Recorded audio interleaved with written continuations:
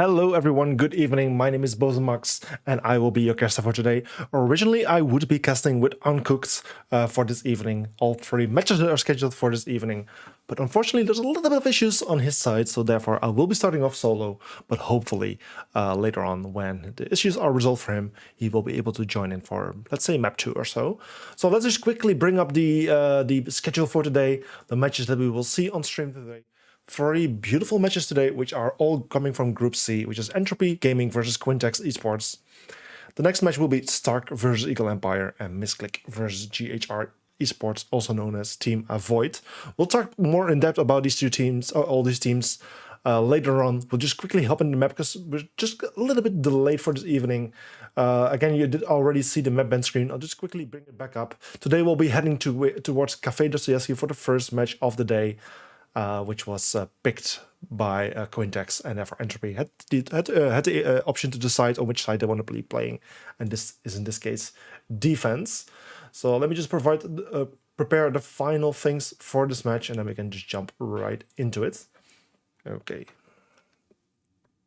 So yes, we'll be heading into Café Dostoyevsky for this first match of the evening. All teams and players are ready for this match. I am ready for this match. Again, my name is Bozemax, and I'll be a caster. And hopefully later I'll be joined by Uncooked for a duo cast. So before we start with this first match of today, let's actually look into which operators we will be seeing banned for this first match of today. Currently, Team Entropy is playing as Team Blue and Quintex is playing as Team Orange, for which Team Entropy can ban the first attacking player. So let's see which one they will be deciding to be banned. Okay, so the first operator to be banned in this case is Thatcher. Not a very uncommon operator to be banned, although mostly last season of ESA it was a very common operator to be banned. But during this new season of Rainbow Six Siege, of course, it all has also to do with the secondary impact EMP nade. The ban rate of Thatcher has dropped dramatically. Luckily, because I was getting quite bored of it, it almost became like a default ban really.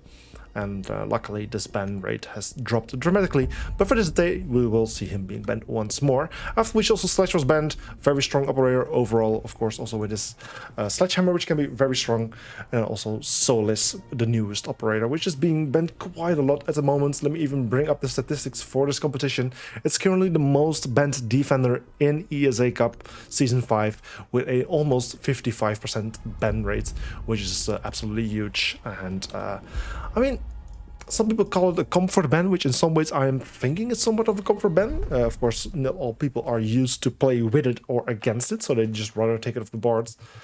But at the same time,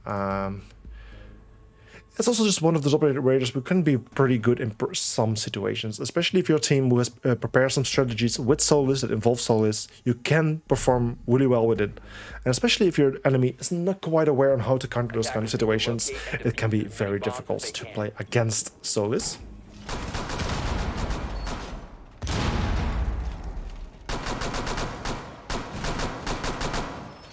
Bomb located by attackers.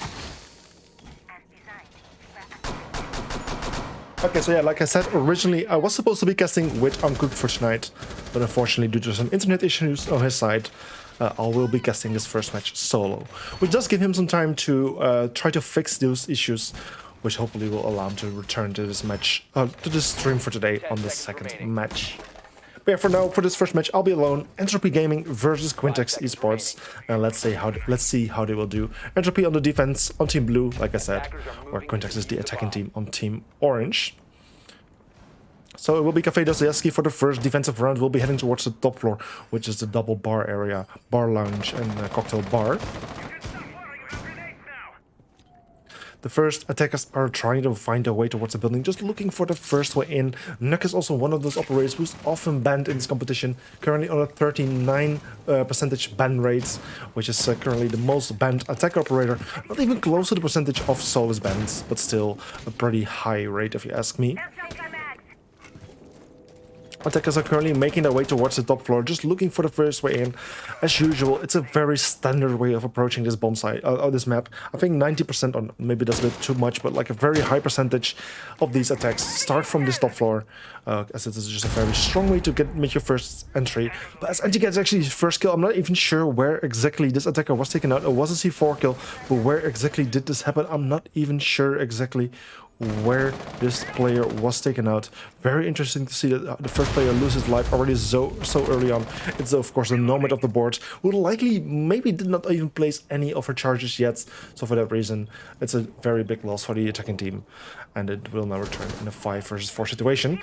Currently, it's Buck playing on the cafe rooftop, where you're just watching towards those red stairs where the Jaeger currently is playing. If the Jaeger just makes one bad move and exposes himself a little bit too much, he will be taken out. But in the opposite thing that happens, Spicy actually gets the kill there on Gunner, after which the Buck is able to take out Spicy, bringing this round to a 4 versus 3 situation. In the advantage of the defending team still, but attackers still have some chances. But as Kara gets a kill there on Barcode, I'll just call him, things just take a turn. It's now 3 versus 2 situation, especially as the Yana gets a kill there on Hachi. A 3 versus 2, still in the advantage of the defending team. The attackers still have a chance. There's 1 minute and 5 seconds on the clock remaining, which is a decent amount of time, if you ask me. And with this time, if they use it carefully, they do have some options to scout ahead with the Yana holograms. But unfortunately, the jump up from Igbin Sadio on Fido brings things to the 3 versus 1 situation, and as Eddie then gets the final kill, things go to Entropy, bringing the score to a 1-0.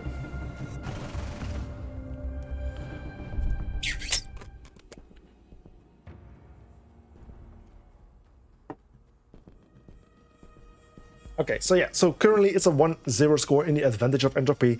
I'm actually very curious what you guys, what your viewers think of this match. Who will you think will win, or who you're hoping to win? Please make sure to make use of the prediction feature in the Twitch chat. From here, you can actually cast a vote on which team you're hoping or thinking that will be winning. And at the same time, if you're from select countries, you can even put some channel points to some betting, and potentially increase or decrease your channel points count, which is of course a cool thing to do. But once this prediction has ended, I will be taking a look at the result and we'll discuss it on stream live with you guys. So thank you in advance for casting your votes.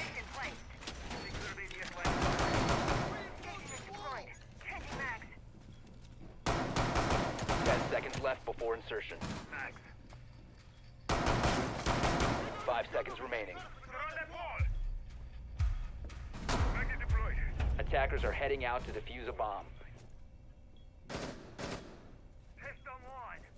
Okay, so for the second defensive round, we'll be heading towards the kitchen bomb site, which of course is the second most popular bomb site on this map. And actually things start out very well for Team Quintex. The first kill has happened on the Jaeger, who's now been taken out in a very short amount of time. After that, also Hachi got damaged quite a bit by one of his opponents, but luckily for him, there is Thunderbird healing stations in play. Just one small walk around the map, which will actually allow him to heal himself back up fully. But the opposite, we cannot really save with IQ. IQ got damaged quite a bit. She only has about 5 HP left remaining, which is a very little amount, but even though she still managed to get a kill there on Anti, but as Kara is playing very close by, he's able to take out the IQ, bringing things to a 3 versus 4 situation. In opposite to the previous round, it's actually the attackers having the lead right now in terms of players alive, the player counts, but still things can go either way from this point. Olida is doing a bit of damage there on Ibn Sadio. Unfortunately for him, is not being able to get the kill and has to fall back as the C4 was being pulled out of the pocket, which of course is a very dangerous thing to contest. And luckily for him, it did not happen. He managed to survive it, and meanwhile the ashes inside of Train Museum, using her breaching charges to create some verticality, to make it very difficult to play inside of the bomb site. And through those verticals, of course, she can do quite a bit of damage. Actually does do a bit of damage, which of course then gets undone due to the healing stations of the Thunderbirds. But still, it's a very nice way to just pressure the bomb site from above and just deny players playing there. Meanwhile, there's also a Jackal, who also, of course, has a secondary shotgun, which he can also use to create verticality. And then there's Olida currently trying to contest the red stairs, where Fico is just droning ahead a bit for his team.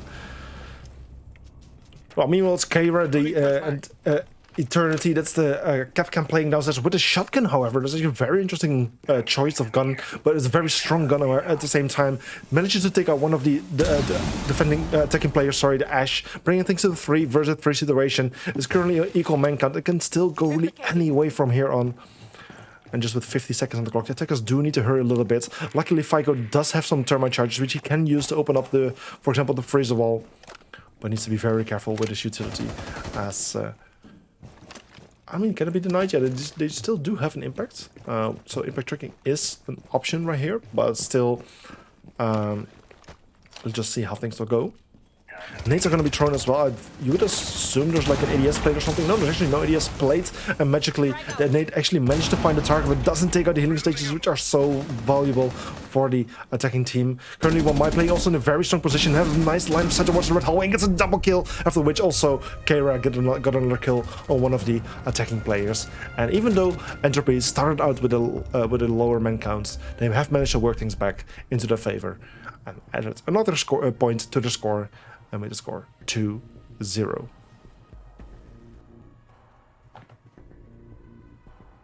So currently, if we look at this group, this is of course matches from Group C, Entropy versus Quintex. They're both like Entropy is on the 4th spot in their group, while Quintex is on the 5th spot. So this could be a very close match between these two teams. Both of these teams really need the points coming from this match. So I can imagine there's some kind of tension between these two. At the same time, we could say that Quintex did perform against the play against the lower ranking teams at the moment in their group, while Entropy mostly already played against the higher ranking teams in their group. So technically, Entropy might statistically be a little bit better on this match, but we'll see. We won't know until we see it. Actually, one of the things that we can also try to bring up, if there's any matches recorded between these two teams, we can actually see some information. But unfortunately, these teams never seem to have participated against each other. The only thing we can really say is that Entropy has a 69% overall win rate of all recorded matches on Wikipedia, while Quintex only has 25%, which of course is much lower. But yeah, for now, it's a 2-0 in the advantage of Entropy Gaming. We're heading to the 3rd bomb site for this map, which is the Fireplace Library bomb site. It's a very popular pick. I'm actually not quite sure how the defense is set up, because of course the top floor is very important in this case. The top floor can be very strong in the hands of the attackers, but also in the defenders. So for both teams, it's very important to defend or attack this top level. And that's exactly what we're seeing happening is, for example, various attackers are on the way towards the top floor, looking for the first way in, while, for example, it's Keira just waiting here below the skylight area, just waiting for any attacker to peek out his head to expose himself from where he can potentially do some damage or even deny the entry.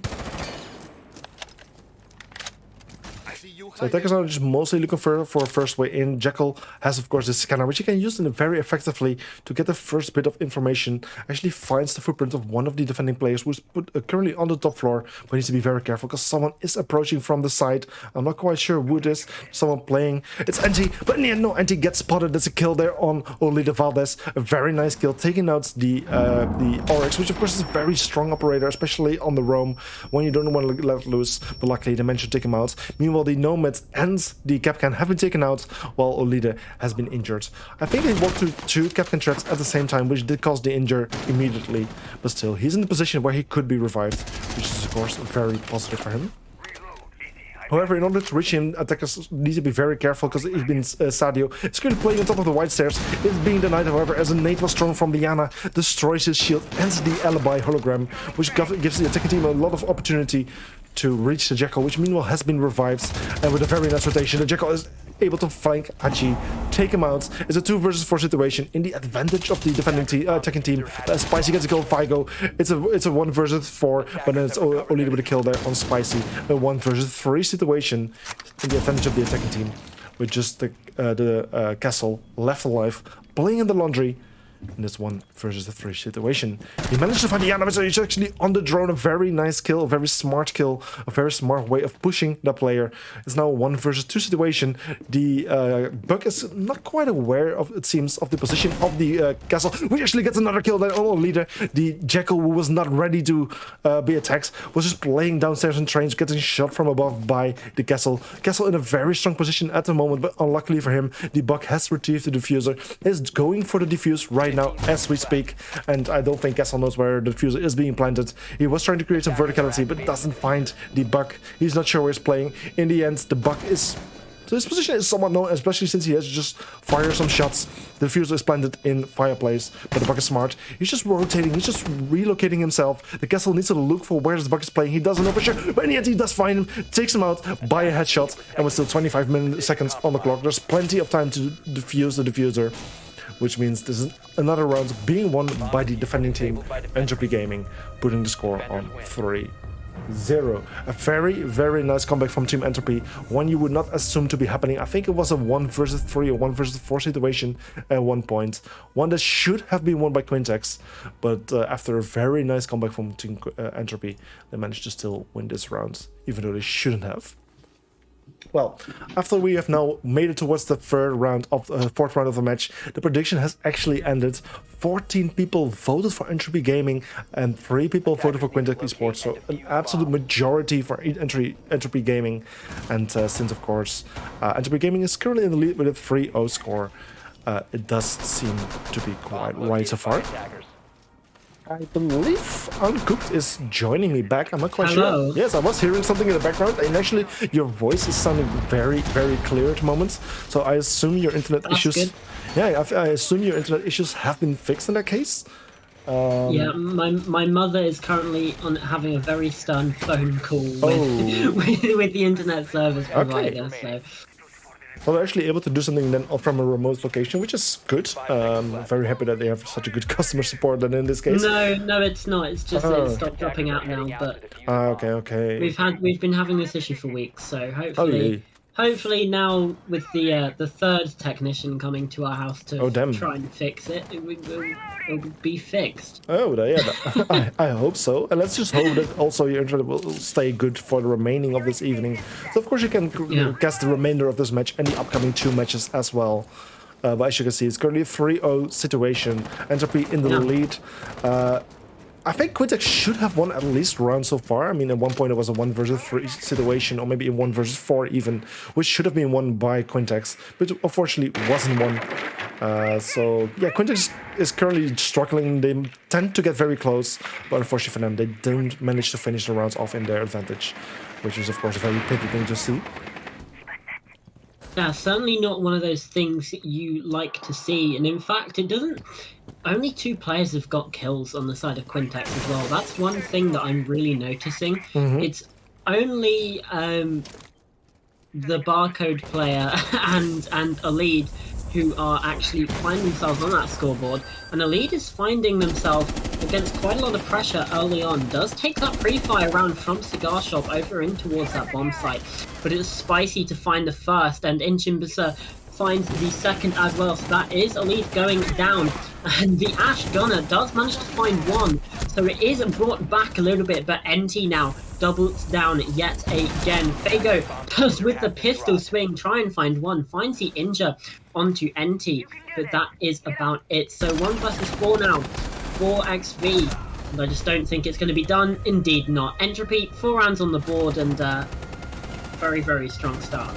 Yeah, again, a very strong round for them as well. Just a 4th round added to the score, already on a 4-0 score, and things are not looking too great for Quintex at the moment. Like I explained before, they're just below each other in the group. So, like, if you look at the groups, you would say, oh, hey, this match is going to be pretty close, because these teams are just, I think, 3 points away from each other. Let me just check that. 3 points away from each other.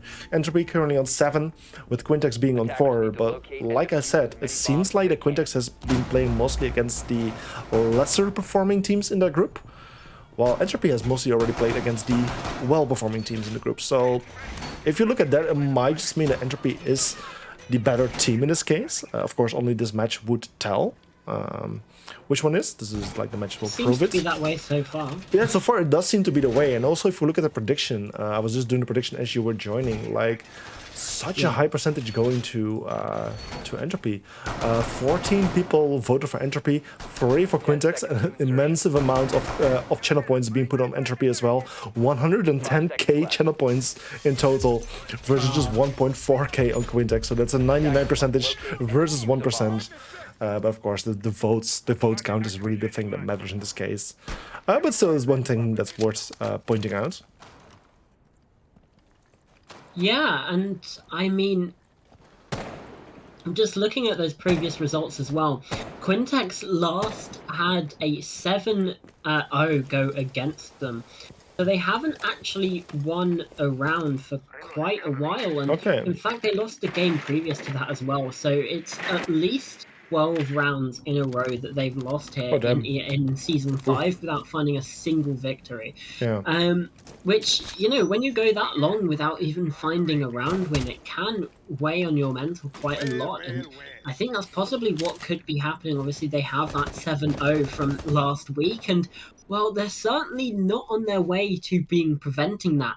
Here, they're still, you know, even just the past 2 weeks, still 11-0 when it comes to losing rounds. And that's certainly not going to help, because that's Keira who finds the first. Olid going down, but Gunner does find a trade onto NT, trades back and forth though, as Hachi does find one onto Fago, and now XV falls as well. So once again, Quintex in this 2 versus 4. However, it is going to be now 1 versus 3 for UK. Still on that roof of the building, Hachi, Keira, and Spike all left to find. Half the round to do it, but with only 1 kill to their name, just leaves you wondering if it's going to be possible. Yeah, it's a very fast match so far, and even if this round is already 3 versus 1 situation, when it was the other way around, then even Quintex didn't manage to actually win it. So now things are even, like against them, and yeah, as Hachi now finds the final player, it's just another round loss for Quintex, and it's just 5 round losses in a row with still, let me see how many, I mean, the players are starting to get kills, luckily. It's no longer just 2 players, it's now 4 players getting kills, which is an improvement. It's just not enough. I think like the 3rd round, it was, I believe, was the best shot that Quintex had. Was like the 4 versus 1 or 3 versus 1 situation, but even then they didn't manage to close it down, which is so unfortunate to see. With now round 6 starting, this is the final round for them on the attack. They did not get to choose the starting side, so of course this might just be working against them. But going into a roll swap with a 5-1 or 6-0 score even just isn't good enough. They're going to be in such a tight spot when they have this roll swap. Even though it might start working in advantage a little bit, they might start getting some rounds out of it. I'm just afraid it won't be enough. Yeah, no, especially with that previous record. 10 seconds to You insertion. you've got to be getting, especially on Cafe where things tend to be, you've got to be getting that 4-2. Like, Attackers objective that's is to locate probably, a bomb and defuse it. you could get away with a 5-1 on Cafe, but honestly, a lot of the time you're going to see those 4-2 halves for defenders, you're going to see those 3-3 splits. So, yeah, like you say, it's just not good enough. Yeah, it certainly isn't. And it will be such a shame because like both of these teams can really use the points. So of course this is great news for Entropy if they would win it. But at the same time, Roundup Quintex as well will be laughing. Yes, and Quintex does need these rounds even more than Entropy does. So it will be such a waste if Quintex doesn't really get any win out of this. And as then Hachi does get taken out, after which also Spicy is getting taken out. Things are starting in the way of Quintex, however, this time. So it's now 3 versus 5 situation, which technically could mean the round win for them. But if the 2 of them lose their life, if they're not careful enough, things will be evened out again.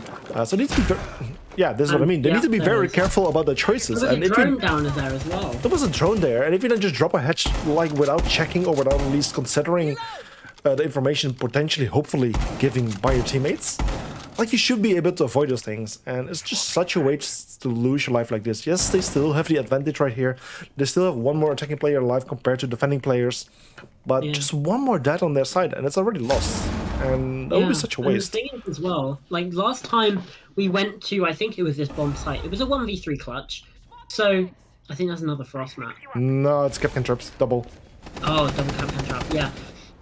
Yeah, but last time it was a clutch, so Quintex, they have done a good job at attacking the site in the past. It's just been those final few moments that haven't quite gone their way. However, this one is certainly not going their way, as Binster finds 2, and that's UK down as well. Fago going to need to find a 1v3 here if he wants to try and get this round on the board. UK irretrievable, it seems, although with these 2 players dropping back, it might just be back to a 2 versus 2, depending on whether those pesky Capcan traps could end the round right here and now. However, UK is going to be able to back on their feet, so 2 versus 2 for these last 45 seconds. Keira is going to have to drop back, respect that space that Quintex have gained, and respect that map control. However, they're still getting on drones. They don't know the positions of these last few defenders, and so with 30 seconds left on the board, it's going to be tight. It's going to be squeaky bum time for Quintex heading into this final execute, these final few seconds. They've spotted the bombs. They know the location of some more of these frost mats, but crucially, they don't really know the positions of the defenders that well. UK doesn't have the diffuser. That's Fago, and Fago's the one covering from the top floor. So it seems like they haven't even thought this through. They might just be going for kills at this point. But here comes the drop. They don't know the location of Kara. Kara finds one, finds two, shuts it down. 6-0 now for Entropy as they're just one round away. Yeah, this round really again summarizes the performance of Quintex so far. They managed to get some kind of control, some kind of advantage, but then completely just throw it away. The first thing, again, the drop from the hatch just straight into the first mats, even though there were some drones scouting it, it's just such a waste of your opportunity to finally win a round. And we saw a few more things, of course, the Capcan traps as well. It's just such a waste. And now the match already being set to a 6-0 score. Things might be over very soon. One point of positivity, of course, for Team Quintex is that they do now have the rolls up where they will not be defending, which just might work a little bit more favorable for them. They don't need to play as aggressive. They can just be a bit more passive, as that's what defenders can do. They do have the luxury of that. But the question is, again, will it be enough? They might just get a few rounds out of this. Hopefully they get a few rounds out of it. Yeah. But getting 6 in a row, just like their opponent did, doesn't seem very likely at this moment. 10 seconds to insertion. Especially with how dominant those rounds were as well. We only saw one clutch coming through. The rest of them weren't very close from the ones I saw, at least. Obviously, I can't comment on those first 2 rounds. However, it just seemed that they had a really good run of things, Entropy, and you can't really complain if you're Entropy about how that half went. It's not like, oh, we could have done a bit more here because of just how dominant it was and how dominant each individual round was as well. It just seems like they have that momentum carrying forward. However, bringing the Montaigne is certainly an interesting choice. They've spotted UK on the mute inside of Prep, just going to have to dip himself back as this is early pressure coming through. The Spicy finds the first. That's XP going down. That's your Jaeger gone. So not necessarily most important, however, UK does find an important pick. Kara falls on the Monty, however, 2 big kills come flooding through right back from Entropy. It's just UK and Khalid, who hasn't found a kill since that 4th round. The Monty does find himself down, but swarming on the site. It's an unfortunate team kill from Hachi onto Ikvinster. But even now, it's still 1 versus 3 for Khalid, and he can't get it done. Hachi closes things out. 7 rounds to 0. Utter domination, Mac. That was indeed such a dominating match from Entropy, and such an underperforming round for Quintex, I would say. I mean, they're currently on spot 5, like I said, in their group, so you would expect at least a bit of better performance from them. Maybe they just didn't have their day, but still, it is quite disappointing. And like a 7-0 score, it doesn't look good on the records. Even though it's Entropy, it is the winner of season 4 of ESA, so they are a very good team. We could say that, even though they're not performing as well as we would expect from them. Like especially if you look at the group they're playing in, they're not on the top of the group, so they might not be the best team anymore. But still, you would expect to get at least a few rounds out of it. Yeah, it's tough from Quintex, that's for sure. Yeah, so that was actually a very fast match. Not too much to say. Again, like for Quintex, they just sometimes they manage to get a bit of an advantage, but just are not able to hold it down, not able to maintain it, which is such an unfortunate thing to see. You know, the other side, Entropy, just super dominating, and a well-deserved win on their side. So that was already the first match for today. We're only 30 minutes into the stream, really. So it was an absolutely fast match. I think like Chamberlain had like a stream on Saturday, I think, and Chamberlain was calling it like a record short match. I think this one was even shorter. Quite possibly. Yeah, it's one thing we will need to check. But yeah, either way, that's the first match for today. Of course, the next match was estimated to be starting in 45 minutes from now. That's 9:15 Central European time. So obviously, we're going to do our best to pull the match forward as much as we can. Hopefully, we can already do so in 15 minutes. But yeah, it might just be a little longer, of course, as this will also be quite a bit of a surprise for the other team, which is, let's just bring it back to schedule for now. I can see here Stark and Eagle Empire. Those are the next teams for today, for the second match. So like I said, it might be a bit of a surprise for them that they already need to play pretty soon from now. And the question is whether they will be able to. So we'll try our best. But for now, just hang tight, grab a drink, just chill a little bit. And hopefully we'll be back very soon. So see you guys in hopefully a short moment.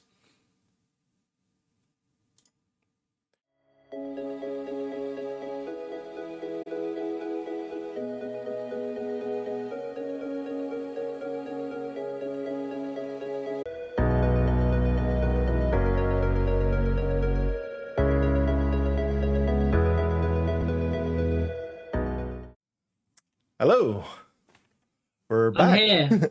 Yes, hopefully the I'm wait here. wasn't too long for you, for everyone. I think it was about, we're now on 35 minutes ish, almost 30 minutes. So I think we still have a huge win that we're at least able to start a bit earlier than we originally would. So luckily, both, like a shout out to these teams that they luckily are able to join in a bit earlier.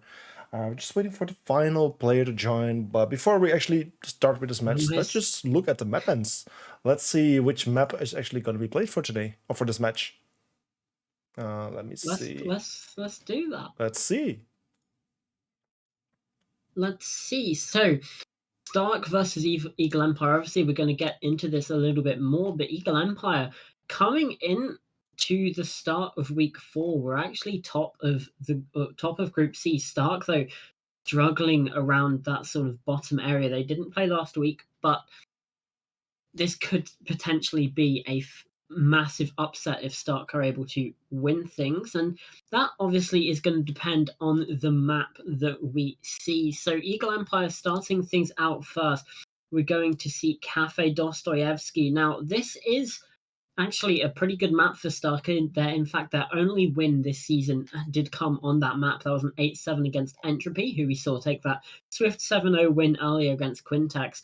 However, the next few bands are coming through. Bank and Skyscraper, not really a surprise. We haven't really seen much of them at all this season.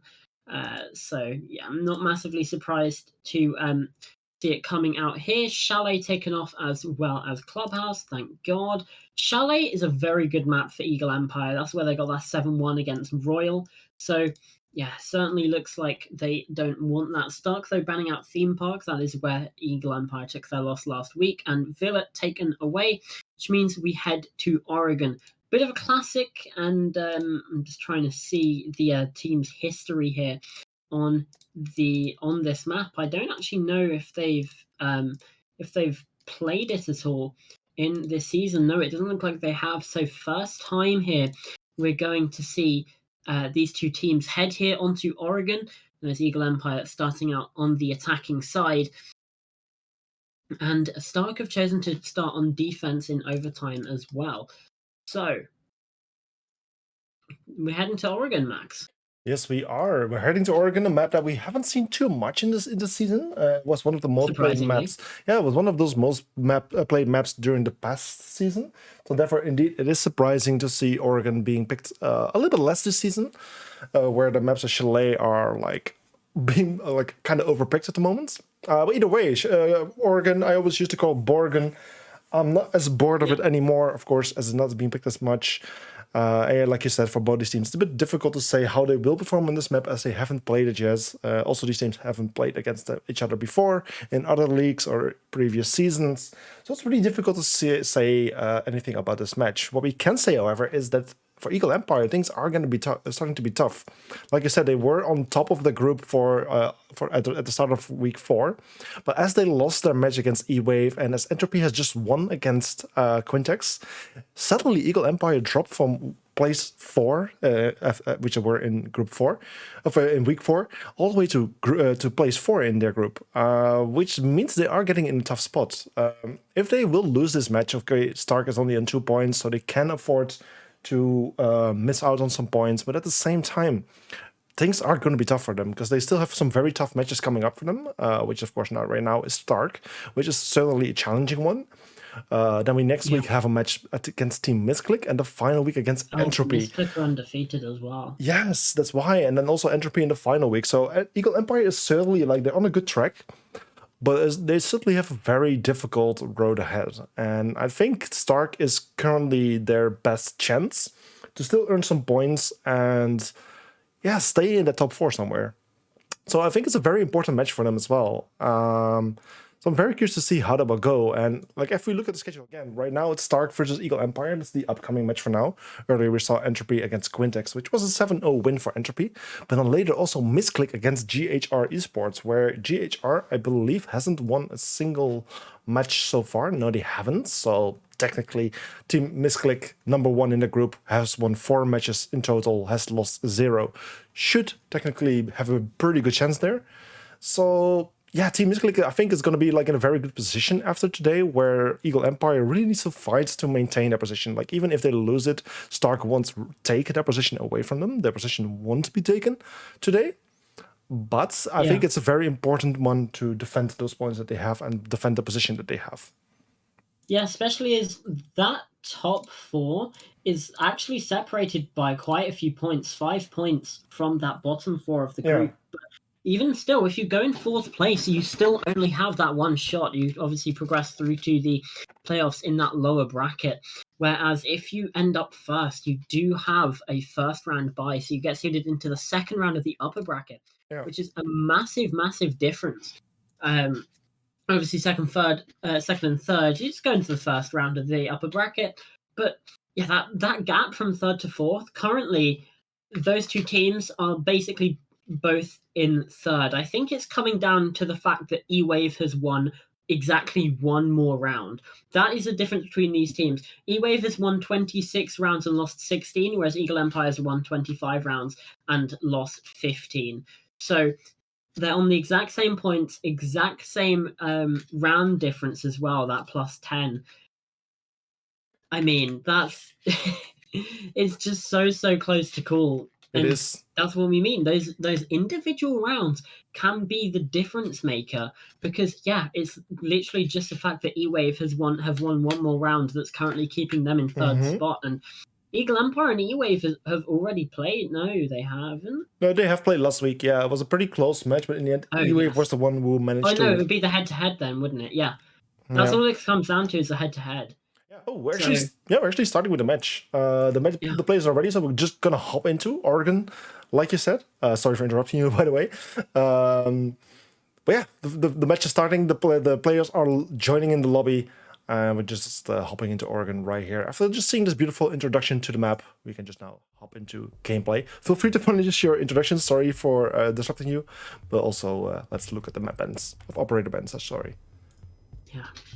Like I was saying, though, it's just those tight margins that are the difference. And that map loss last week from Eagle Empire could end up being a bigger burden than we first thought. Obviously, now seeing that that's the only thing that's stopping them from being in, well, probably 1st place, to be completely honest with you, because they'd still be on 12 points, so at least 1st or 2nd, and now they're in 4th, and that's the lower bracket. So, and the only thing that's stopping that from being 3rd is the team that they lost against is currently tied with them. So it's got to be a very good game here from Eagle Empire against you could say a weaker opponent, but hey, the bans coming in now though. Nock and Jackal taken off the board seems to be a heavy one from both these teams to get out on that roam. Obviously, Nock is such a good operator for clearing those roamers away. Jackal can hunt them down as well. Thunderbird takes being banned out, takes away those healing opportunities, those salvation stations, and Echo being banned out now is another good one to take away. Obviously, you do have those yokai drones. So we've seen them to use in great effect. You know, thinking about like the Berlin Major, you've got Deepak, who's really shown a lot of people how to really play the Echo, uh, essentially using them just as drones to help with roamers. You can get some funky angles where you can get them to actually jump high outside as well. If you're just driving them through the drone hole and you jump it at just the right time, that can gain so much information. So it seems like Starks just don't really want to deal with that. Yeah, surely that's one of the operators that they just don't want to be dealing with, like you said.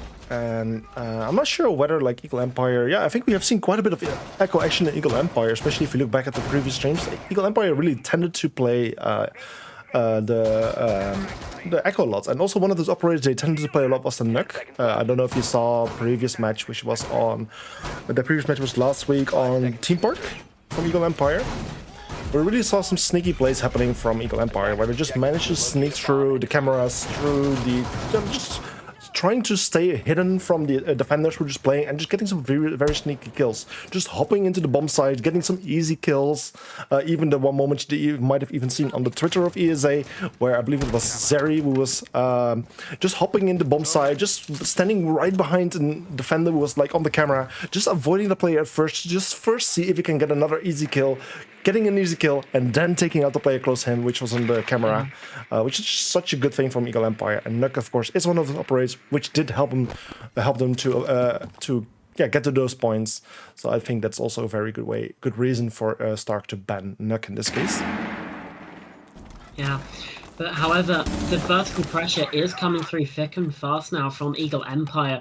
Teemo is just finding himself under greater and greater pressure. There's nades from below, I think that's Solus, as well as the cross angle from possibly Enjoy Your Life over on this big tower. Now Vitals is keeping a watch over instead, but Teemo finds the opener with that prone angle, manages to take down Solus, and that's going to leave a man advantage for Team Stark, but not for long, because Jerry finds that opener, finds a second as well. He's even on cam, but just doesn't matter. The Thinker with massive impact inside of round number 1 here. Yeah, meanwhile, it's also Vitals getting his way into Master Bedroom. Unfortunately for him, a Mute Jammer has been placed, which he will need to find a way to deal with in order for him to be able to open up the wall. But as Warsully goes for a flank, he finds Zeri. That's another member of Eagle Empire off the board, which brings us round to a 3 versus 3 situation. Ace charges are being thrown, but unfortunately, Gent, like I mentioned before, and then Hexa with a kill there on Vitals. That's the Ace lost. He did place his utility, so if they manage to take out those Mute Jammers, the wall will be opened. How did he not know he's on that window? Yeah, he should have, you would say, There's yeah. been tons of kills from that window. They should at least be aware that that's a possible position from there. Obviously, Jerry has been felled, but the position can always be retaken. So now it's just Warsully and Nejo in the 1 versus 2, in fact, now, as Robson finds himself all alone on this Maverick. 40 seconds. No frag grenades anymore, and oh, that's a nice flick onto Neo, but does he know of the position of the Oryx? Warsully knows, swings round, finds that one. So Stark with the opener here. Eagle Empire, I mean, it was scrappy, but you've just got to be winning some of those gunfights, especially when you're gifted with a kill like Enjoy Your Life was. But then they're just not able to capitalize with that equal man advantage and put the pressure onto the bomb site itself. Yeah, a very interesting round so far, like where on both sides some interesting things happened. Yeah. Some very interesting flanks, which were very successful from Stark, but at the same time some kills onto Stark from Eagle Empire that shouldn't have happened, especially like the Nomad that you were pointing out from the window. I mean, yeah, luckily for Stark, they are the ones who managed to win this round for them, which of course is a good thing for them. I think for both teams there are certainly some improvements to be made and some opportunities here and there. But yeah, either way, we'll now be heading to a different bomb site, the basement, one of the more popular ones on this map. We'll see a very familiar strategy, likely the smoke with the deployable shield there on the elbow expansion. A Mute Jammer, double Mute Jammer has been placed, okay. But then also some ADSs are going to be placed, probably 2 to 3 in total. Well, my hasn't been picked, is one that you commonly see, but I think 3 ADSs is more than enough to defend the smoke, to help him to hold down the position as long as possible, which will certainly be felt on the side of Eagle Empire, as they will need to clear tons of utility in order to make their way through. It's a shame Eagle Empire don't have a Thatcher, thinking about it, just because Thatcher can be, especially when you're trying to deal with that elbow hold, you can actually throw the EMP to a position above and completely disable everything, all of the utility around that shield. And then all it takes is really, if you know that there's the other utility, all you need is 2 frag grenades. Thatcher's got 3 of them. You can just completely deny that entire elbow hold with just 1 operator. Yeah, what's actually interesting to see is that we are seeing Eagle Empire really approach from the western side of the map, all of them. Which, I mean, it seems like they're actually avoiding that elbow area, like the reconstruction area, blue. Which might, in this case, be even a smart thing to do, as the defense of Stark is so heavily focused on that area. So I do think it might be a smart call from them. However, taking some time, like there's 1 minute has passed, and they just have barely gotten some control. They're just now finally approaching the freezer stairs, so there's still a lot of work for them to be done up to this point. I think also at this moment that the defending team is somewhat aware of this approach, as the Jaeger picked off one of his ADSs and actually moved it towards the freezer stairs. So I think they are aware that, like, hey, the pressure is not coming really as much as we were hoping to from the construction area. Let's also keep in mind that they might push from another area. So this is actually a very smart thing to see from the side of Stark. But at the same time, like, the clock has been ticking on. There's still 1 minute and 20 seconds on the clock, and not a single bit of damage has been dealt. It's really it's about time for either one of the teams to just start doing something. Yeah, obviously Stark, they don't really need to get too aggressive, especially with the amount of time that Eagle Empire are taking. Only just getting these hatches open with 1 minute left in the round. That's leaving them basically no time to adjust to whatever setup the defenders actually have. And this shotgun up close is certainly going to be spotted by the drone. You know it's there. However, whether the engagement actually comes through is another matter. Instead, rotating back around to this area, but that's Jerry taken out by Timo, opening frag yet again from Timo, this time with a C4 and not from Malusi's gun. This is now on the mute this time. Nate comes through onto Pillar, takes out Warsully. However, it is still just as I say that though, it's now back to an equal man count as Hexter takes out Solus, who did find 2 on the round. Robson is so low, however, so they do need to be very careful, especially around these smoke grenades. Just 1 tick will find themselves down, more than likely killed in the process. That diffuser now starting to get planted by Vitals. And oh, what a shot from Neo. So swing comes through, lovely cover from Robson, but he's not aware of the player's position from Pillar, and that's 1, but not the second for Vitals. Neo locks it down, and once again it comes down to a 1v1 in those final few moments, but Stark come out on top. Such a beautiful blend there, and yet I was like, no way this is gonna work so openly, like inside of this door. Beautiful cover though. Yeah, like how is this plan even possible? Luckily, of course, the cover was there. It really worked out to help get the plan done, and even then the kill of the ace to make it a 1 versus 1 situation. But then, unfortunately for him, getting taken out. But it would have been a very beautiful round win for Eagle Empire right there. But instead, we're getting a Stark win, which is just as beautiful, which put the score on 2-0 in the advantage of Stark. Attackers need to locate and defuse bombs. But yeah, for now, it's a 2-0 score. We will be needing to head to a different bomb site again, of course, as the defenders have won 2 in a row. For this, we'll be heading to meeting kitchen. They could have chosen for kitchen dining, but it's really up to the preference of either team. I think both of the map bomb sites really tend to be played. It's just a matter of preference. I do think meeting is played a little bit more often than dining, but still both are very much playable. And it's just really up to your preference and play style. Meanwhile, also prediction is still running in the Twitch chat, so if you have an idea of who will be winning this match, or you're hoping one team to be winning this match, please cast your votes once the prediction has run out. We'll take a look at it, and it will give us some cool insights on what the viewers are expecting or hoping. Yeah. Obviously, you know, this isn't quite panic stations yet for Eagle Empire. You know, these 2 rounds have certainly been close as well. And they are attacking on Oregon, which does tend to be a bit of a defender-sided map, you could say. Especially with the way these bans have turned out, it definitely could be looking to turn up that way. So, you know, on the primary and secondary, getting it down to a 1 versus 1 both times, is certainly going to be a positive. So if they don't manage to convert this round, then I'll be worried, because the tertiary should really be in their hands, especially with the way those first 2 rounds went. Yeah, sure. Yeah, surely. And actually, the round is already getting very close. Warsaw getting solos. It was almost seeming like the Eagle Empire would get the first kill right there, as they were having such a good drone work and such a good entry. But no, unfortunately not. Meanwhile, then Robson luckily being able to refrag, taking out Timo, bringing things to a 4 versus 4, so things can still go either way. And actually, as things are already starting to get a bit hot on the upper floor, defenders are choosing to just drop down towards the lower floor where the bomb site is located and just giving away the full presence to the attacking team. And with still 1 minute and 40 seconds on the clock at the moment, I do think this is a good thing for the attacking team to just have cleared out the top floor relatively fast.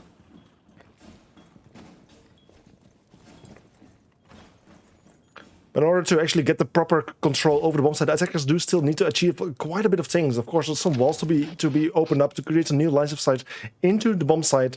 At the same time, like just dropping this hedge would be so disastrous for the attacking team, and also have quite a bit of intel to gather. Meanwhile, they also need to be very careful because there is one flanking defender on the roam at the moment, which is Warsaw. He has actually been able to do quite a bit of damage, and Zeri is actually getting injured. He might be able to revive himself with his utility, but no, it's actually Hextime with the final kill there on Zeri, taking him out with his C4. And we're starting with another kill there on Robson. A third on No way! Life, leaving Vitals just alone in this 4 versus 1 situation. A huge flank from the Oryx, which is of course is a pro at flanking. And then the final kill. I think that should be a quad kill there for the Oryx, bringing the round to Stark, setting the round on a 3-0, flawless so far for Stark Esports. That shouldn't happen. No, certainly not. Like Eagle Empire was starting out a bit better compared to previous ones. They were certainly much faster at taking control. Unfortunately, they didn't really get the opening kill, but managed to even things out to 4 versus 4. But then things like not much was happening from Eagle Empire. They didn't have the proper control to start open up some walls, to get a proper entry towards the bomb site. And especially even then the flank happening and the C4 from below.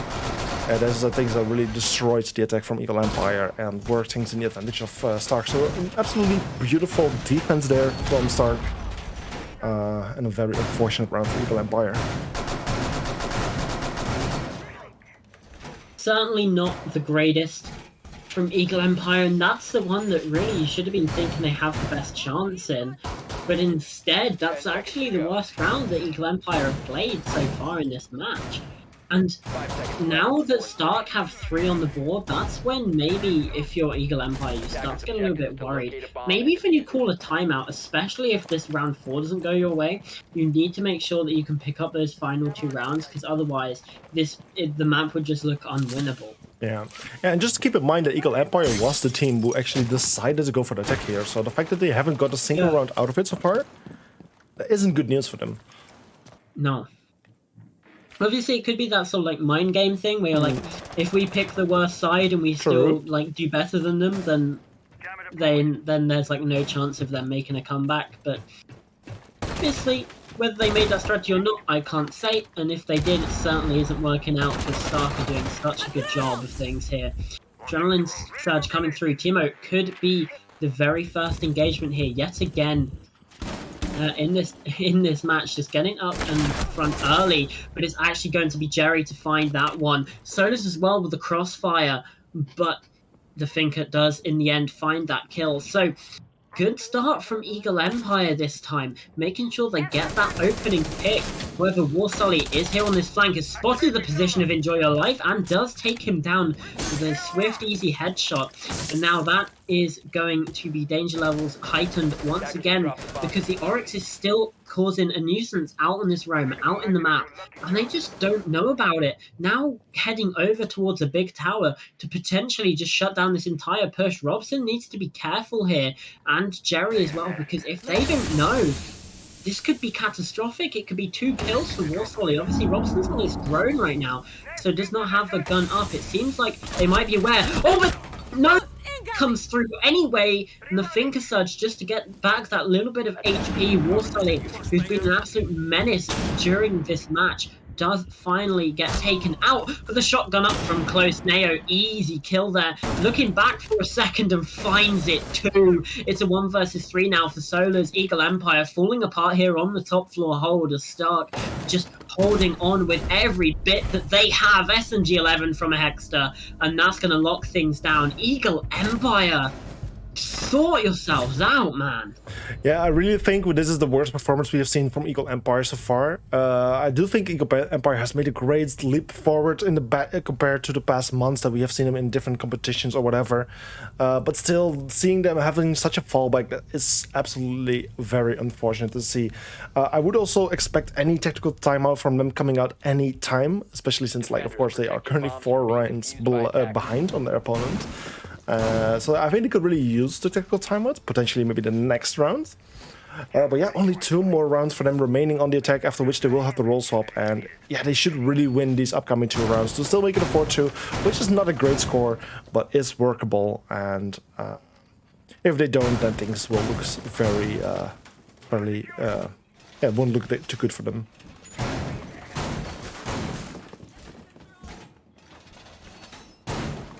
So either way, we'll now be heading towards the basement bomb site again, of course, the defending team just winning one bomb site after another, so just keep going the same cycle that we have already seen before.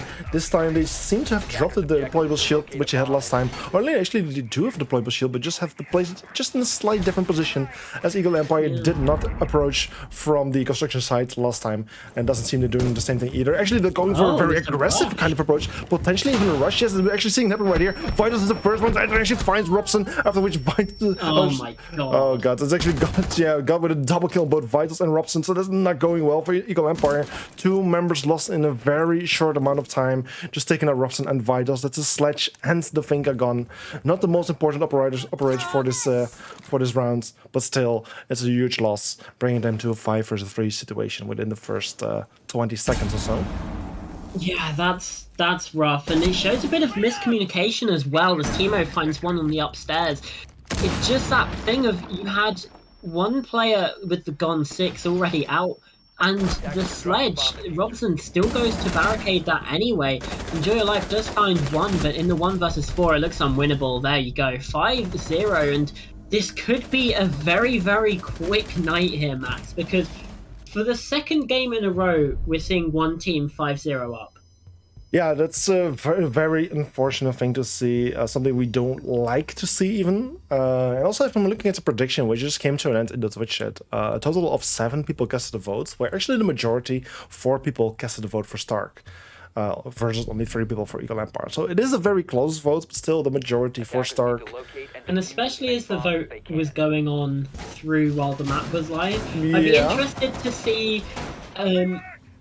we probably can't find that statistic, but just how many people actually, how many people, or what the vote was like before the match actually started. Because, Eagle Empire just look very, very. Yeah, sure. Yeah, due to the long break, I had the prediction running a bit longer than usual to give also people who were just joining back in a chance to cast a vote as well. But in the end, 7 votes. The majority is still going to Stark, so maybe in the end, yes, it was maybe a majority for Eagle Empire during the beginning of the prediction. I did not keep an eye on it. But yeah, certainly things are not going in the way of Eagle Empire. And something that we as casters, and also I think the viewers, did not really expect of this match. But yeah, either way, it's now the final round for the attack for Eagle Empire. After this, we'll be heading into round 7, where the wall swap then has happened. And Eagle Empire will need to defend. So if they can at least get 1 round out of this, then there is somewhat of a bit of hope for them. If they lose this one as well, then it almost feels like it's all over for Eagle Empire for this match. Yeah.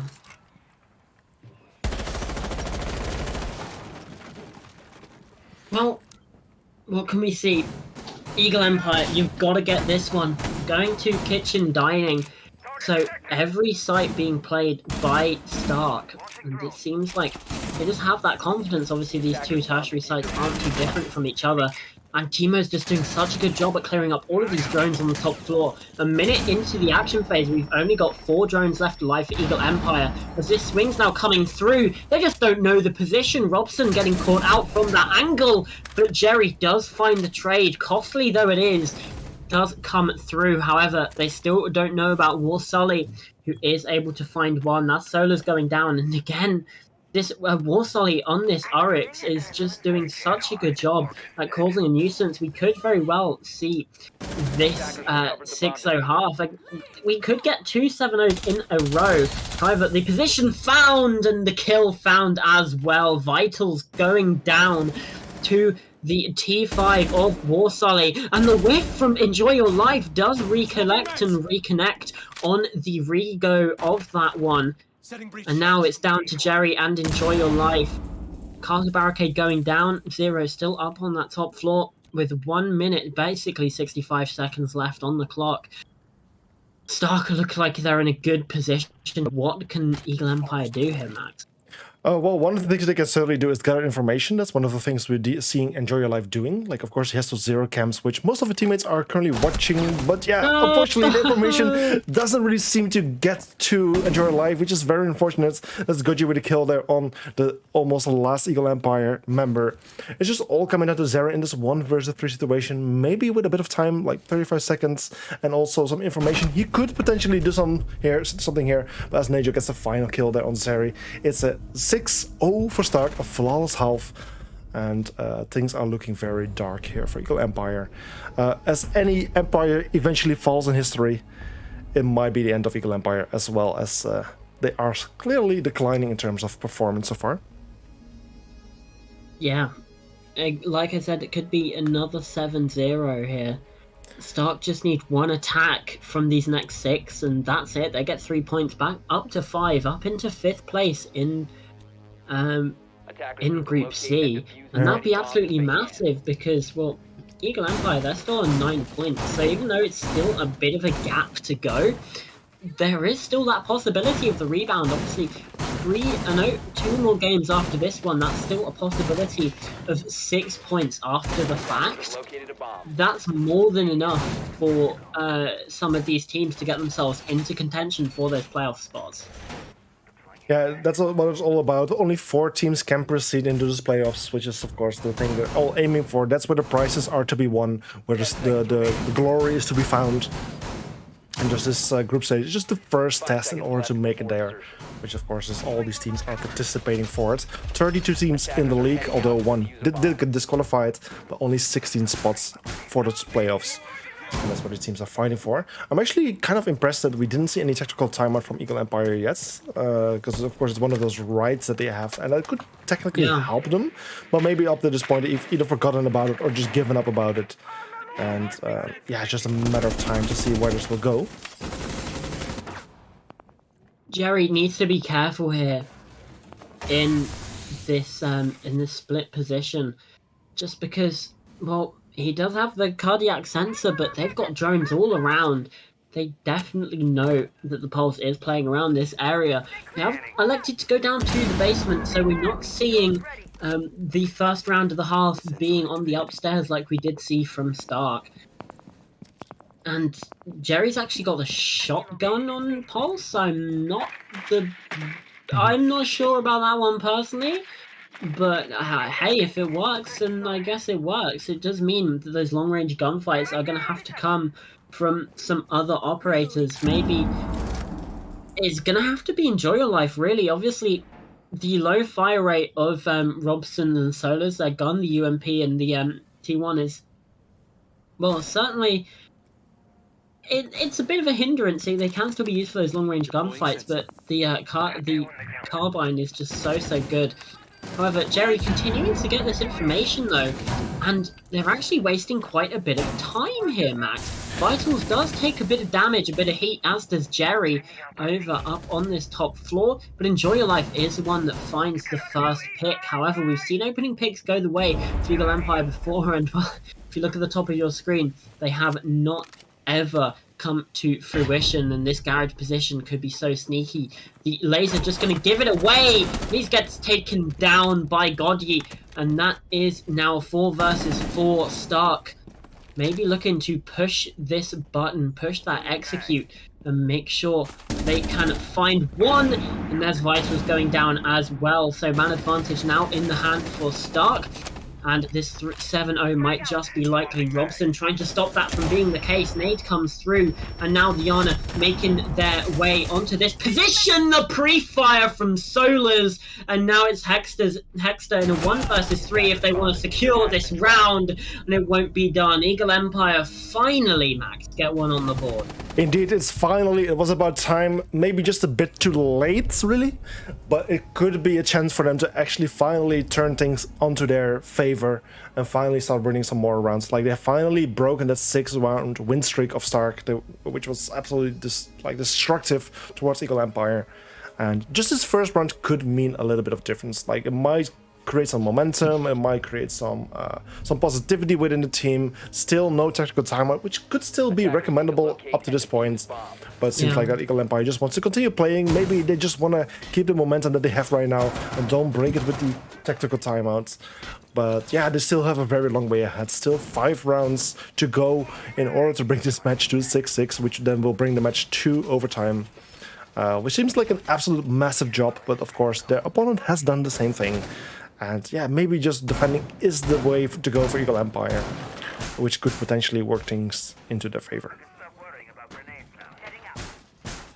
But again, chances seem 10 slim. seconds left. Yeah, definitely. Now heading up to this top floor. 5 seconds to go. And honestly, we kind of want to see something a bit more from Warsully. Obviously, the impact that they had in that first half was, I mean, cannot be understated. Some massive plays to, especially that round 6, get that one in the bag. And I mean, when you have every player except one going positive, that's generally a good sign. But maybe if we get something a bit more from Timo, then they'd just be unstoppable. Yeah, surely. And one thing that's really like standing out right now from Eagle Empire, that they are much more creative with their setups compared to many of the other teams. Like the way they hold meeting, even though that's not the bomb site, it's just a very interesting thing. And it did cause a lot of time to be wasted in previous rounds. I'm not sure whether it will create time waste for this round, especially since they cannot fall back as easily towards the top floor like as they could towards the basement, where they can just drop a hatch like Zeri now accidentally did, I think. But, so that is a bit more difficult, but still, I'm really curious to see how it will impact this round. Yeah, Neo, though, does find the opener. That Solar's going down, so the Oryx, not as big of a boon for Eagle Empire as Stark did find it. Drop the diffuser. Enjoy Your Life, though, does find one. Nades coming out over the top. Nothing collected, nothing found. Jerry on this downstairs. Pulse again, just providing some of that information. As I think that was a bit of a team kill onto the drone. Not too sure about that one. But hey, sometimes, hey, you know what? I can't question those strats. I'm nowhere near good enough at the game to be questioning these players. However, it just seems like Stark maybe stalling out a bit, you could say, Max, especially now that Enjoy Your Life finds Hexter. Neo is so low as well, and Jerry is able to provide this information from below. They know exactly where this push is going to be coming from. However, Neo finds a second. Doesn't matter if you're on 1 HP, as long as it's not 0, you can still have your gun up and get a kill. It's a third! I don't believe it, Max. It's Neo going absolutely massive on the Maverick, as now Goji is getting that plant down, the diffuser in hand. Jerry just using that to get the C4 kill, but now the diffuser's down, it's going to be panic stations for Eagle Empire. This is their only chance to stay in this game, and if they lose this, then it's all over. 7-1 would be absolutely, just be so detrimental for their round difference as well. Jerry and Robson in this situation. 20 seconds, they do find the first. Goji, though, is in this position in the attic. Such a potential. Takes a swing onto the first, but doesn't find any. Robson with the defuse. Plenty of time. And Eagle Empire just managed to stay in this one. It's a messy close plant, but they do cross the line. Did you see what they did there when they were about to go for the final push onto the remaining attacker? Did you see? I mean, I think it was intentionally. What I think they did, it was a 2 versus 1 post-plant situation, so they did have very limited time, and they did need to take out the attacker, because the attacker had a very good line of sight towards the diffuser.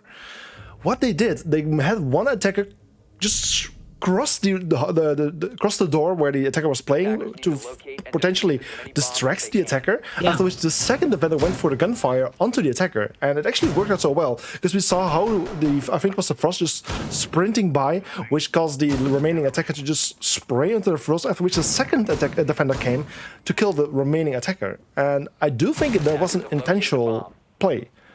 It's something I will need to ask the players whether it was intentional, but I do think that was intentional. And that was really intelligent team play from, exactly. from Eagle Empire. Something that maybe was missing a bit in that first half. You know, like when they went for that rush execute on basement, just didn't seem like that communication was there, but maybe issues fixed now. I hope so. Eagle Empire. Yeah, of course. There's still their opponent on match point, and they're still 4 rounds behind, so they still have a very long way to go and a difficult way to go. But they're making it happen so far. So I'm very curious to see how Eagle Empire will deal with the remainder of this round. Of course, they're now heading to kitchen meeting, which is, of course, is not the easiest bomb site to defend, because otherwise they would likely pick it a bit sooner. They are keeping it as their bomb site for a reason.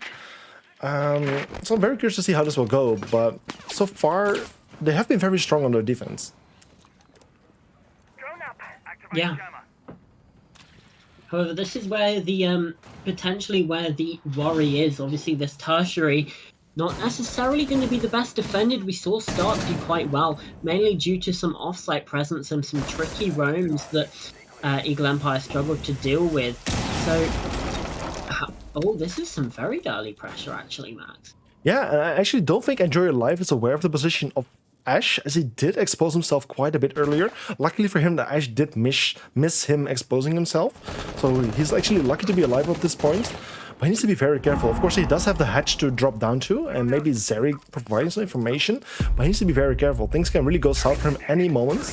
As just the Ash is closing in, Lion Skins are coming out. This is the moment he's going to be found. He just doesn't know about Ash already being inside, and it's just so crucial for him. Then team up with the kill on Solars. There's 2 Eagle Empire members taken out, and this is now 5 versus 3. It is the Termite being taken off the board by Zeri, bringing things to 4 versus 3, but still the attacking team currently in the lead with 1 minute and 15 seconds to go. Yeah, absolutely. They do have the time. They don't have the diffuser, however. That was Hexter with that, and that's actually surrendered in a bit of a tricky spot to try and recollect, but might not even matter as it's now all down to Robson in the 4 versus 1. Does spot the Yana, able to find that kill, but the cross angle is just too good. That's Warsully closing things out here. 7 rounds to 2. Dark with an impressive victory over a team that 2 weeks ago were top of this group. Yeah. Ooh, I haven't seen this one for some time. Wow.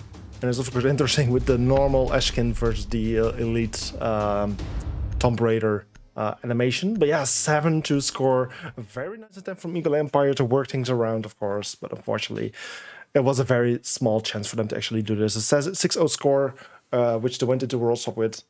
It's just so hard to come back from. And at least getting 2 rounds out of it, that is still somewhat of an accomplishment. But yeah, of course, obviously, it's not good enough. And this just causes Stark to win 3 more points. Eagle Empire staying on this 9, staying on the 4th spot in the group for now. But they need to be very careful because, of course, Quintex is just only 5 points behind them. Stark is only 4 points behind them, so teams are closing in, and but Eagle Empire is still 2 difficult matches on the schedule for now. Team Misclick and Entropy. It is getting a bit scary for Eagle Empire. Yeah, questions have to be asked about this one as well. Yeah, and didn't seem like communication was there. They chose to start on the attack, and well, we saw where that got them. Yep. Yeah, indeed. Yeah, I just don't know. Yeah, indeed. And then also for Stark, of course, they finally got some more points. They only had, 2. They only had 2 at this point, so they will now have 5. They will be in the 5th spot after this match. And if we actually look ahead on the schedule for them, they do have some very interesting matches coming up. They will be playing against Quintex, which is ranked like kind of similar to them. They have 4 points at the moment. So that's certainly going to be a tough match for either team and a very interesting one. But then after the final match in week 7 is against GHR Vods, which is a team that hasn't been able to win a single match so far. So I do definitely think there are some possibilities there for Stark to get even further points, which would then potentially bring them to 8 points, which is still not enough to beat Eagle Empire. So they will need to win at least score 1 point in the upcoming match to still have a chance. But also Stark, there is some very clear possibilities for them. And I do think that the Group C might just be the most interesting group that we have so far, where teams are just like getting so close to each other. Like, of course, there's some teams that are very much in the leads, especially Team Misclick on 12 points, a flawless 4 wins so far. Talking about Misclick, of course, we'll see them after this match. Because we can just quickly bring back the schedule. After we just saw the first 2 matches for today, Entropy versus Quintex is 7-0, Stark versus Eagle Empire 7-2, and then the final match for today will be Team Misclick, the number 1 of the group, versus the number 7 of the group. Number 8 of the group, I should say, because it's 8 teams per group. That's going to be an interesting one. I don't know if we'll have too long to wait either.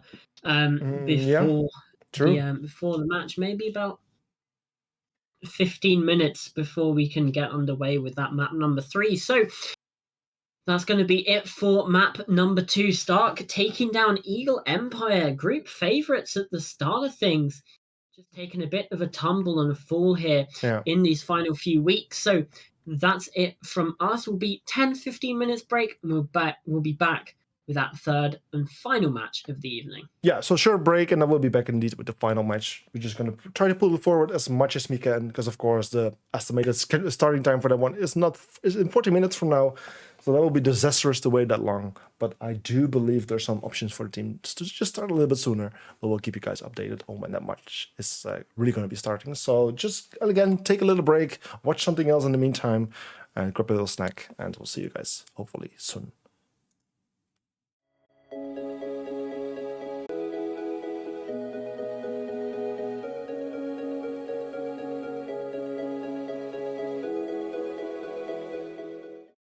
Welcome back, everyone. It's still me and still him, and hello.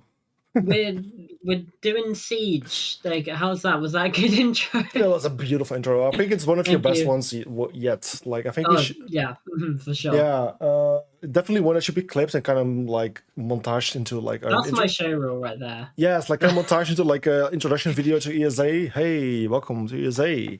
Now, either way, let's get actually a bit more positive, because we actually got the final match for today going, which will be Team Misclick versus GHR.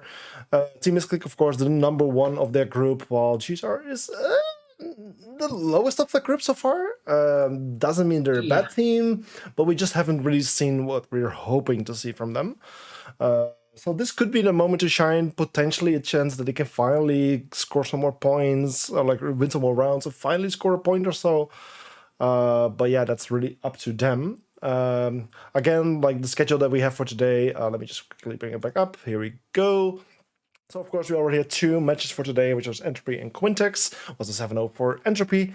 Not the most interesting match, and we did certainly expect a little bit more of Quintex, but in the end, Entropy won that one. Then we had Stark versus Eagle Empire, a match that we really expected also be a banger of a match, which in the end, did go to Stark. It was a 7-2 score. That Stark really started out with a 6-0 score, after which Eagle Empire finally started scoring some points. A 6-2 it then became, but then Stark fought back and won a round to make it a 7-2. So yeah, now we'll be heading into the final match for today, Misclick versus GHR, which is going to be an interesting one. Let's hope it will be an interesting one. And before we jump into the match, let's just see which map we're actually going to be playing on. Yeah.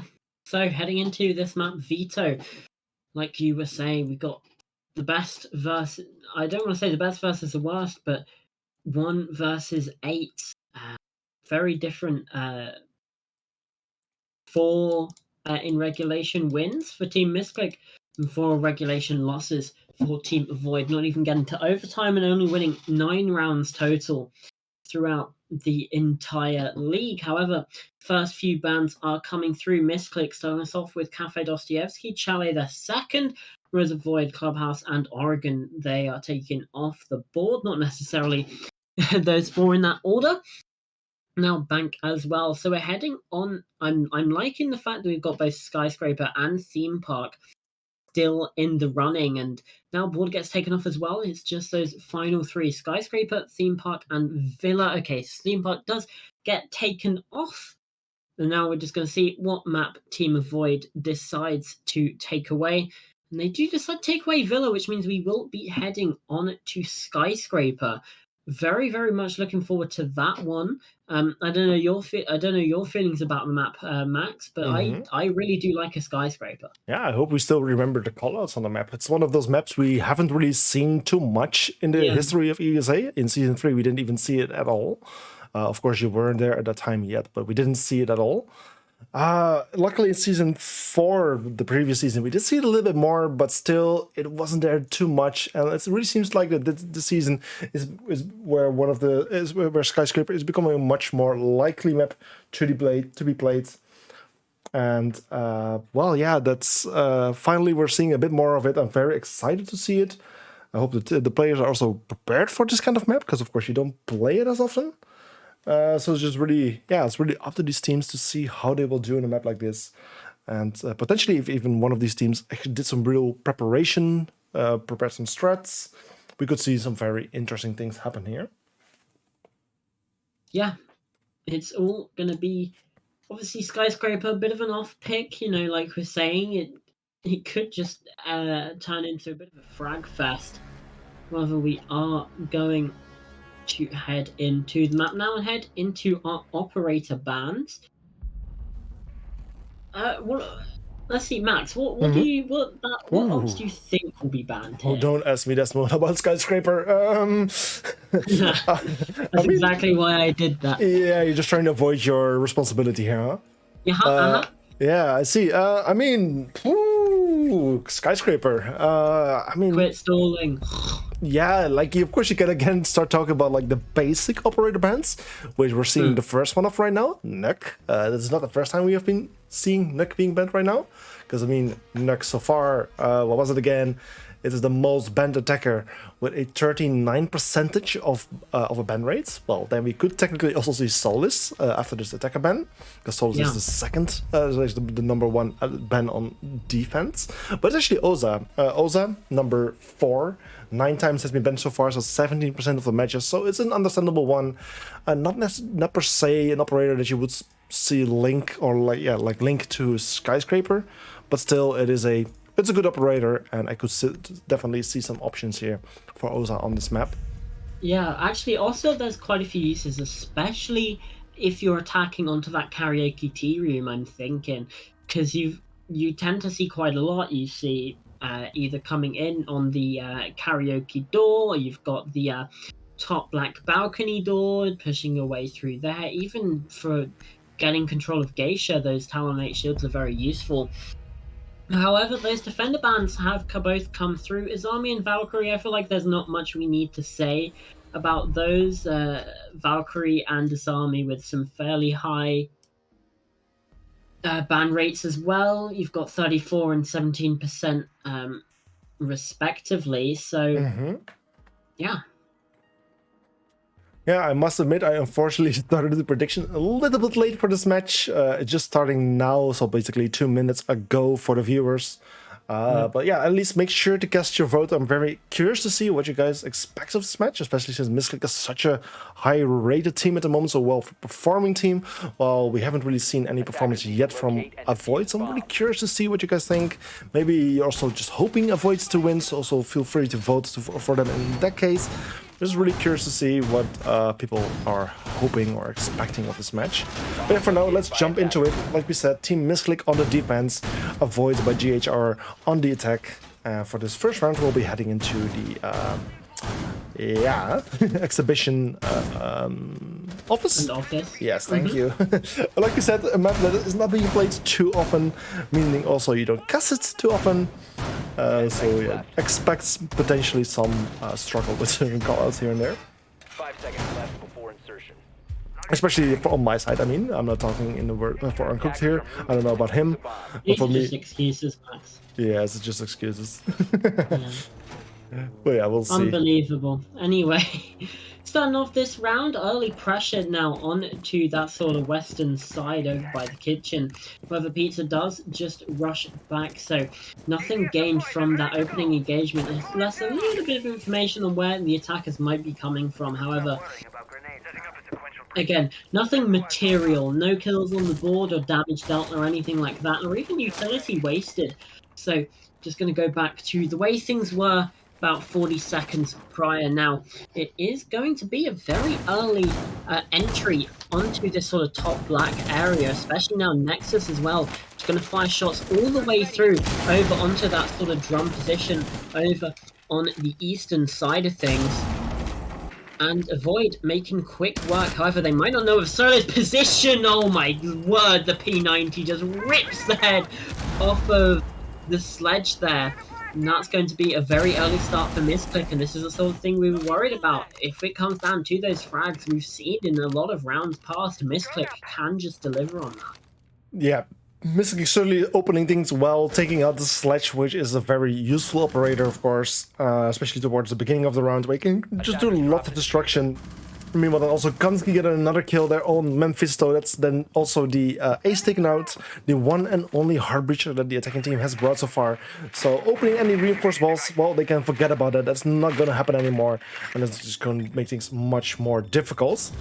Meanwhile, it's actually a kill from Nexus on Pizza, so at least that's one defender taken out, which is the Mirror losing her life, but then Sky is to kill their own Logic, bringing this round to a 4 versus 2 situation, which is Buck and Nexus alive. But as I'm speaking, Buck's actually getting taken out by yet another barcode player, leaving Nexus all alone in this 4 versus 1. Finds the Jaeger, gets a bit of contact, gets damaged a little bit. He's spotted from 2 different directions, both the Mirror, and actually getting flanked as well. And then Kansky with the final kill, the Bandits on the flank, taking out the final player on the attacking team, Avoid, bringing this round to Misclick, putting the score on 1-0. Well, that's the first round going to Team Misclick. Maybe somewhat expected it in some way, but the other way, we never know because we haven't seen GR perform that much yet. So potentially this could be their wake-up call, the moment to finally do a bit better compared to that they have done throughout the rest of the season or the beginning of the season. But either way, things do start out for Team Misclick. And yeah, it's just up to round 2 to see if we can see any difference happening to that. Yeah, it was certainly a good start Defenders, protect your from Misclick. And they just showed they're not scared to get out on that roam, get fraggy. And they're going to head over to this western side. Karaoke Tea Room, the 2 top 4 sites kind of interchangeable on this map. It really does become the bottom floor where issues tend to arise for the attackers. I mean, for the defenders even.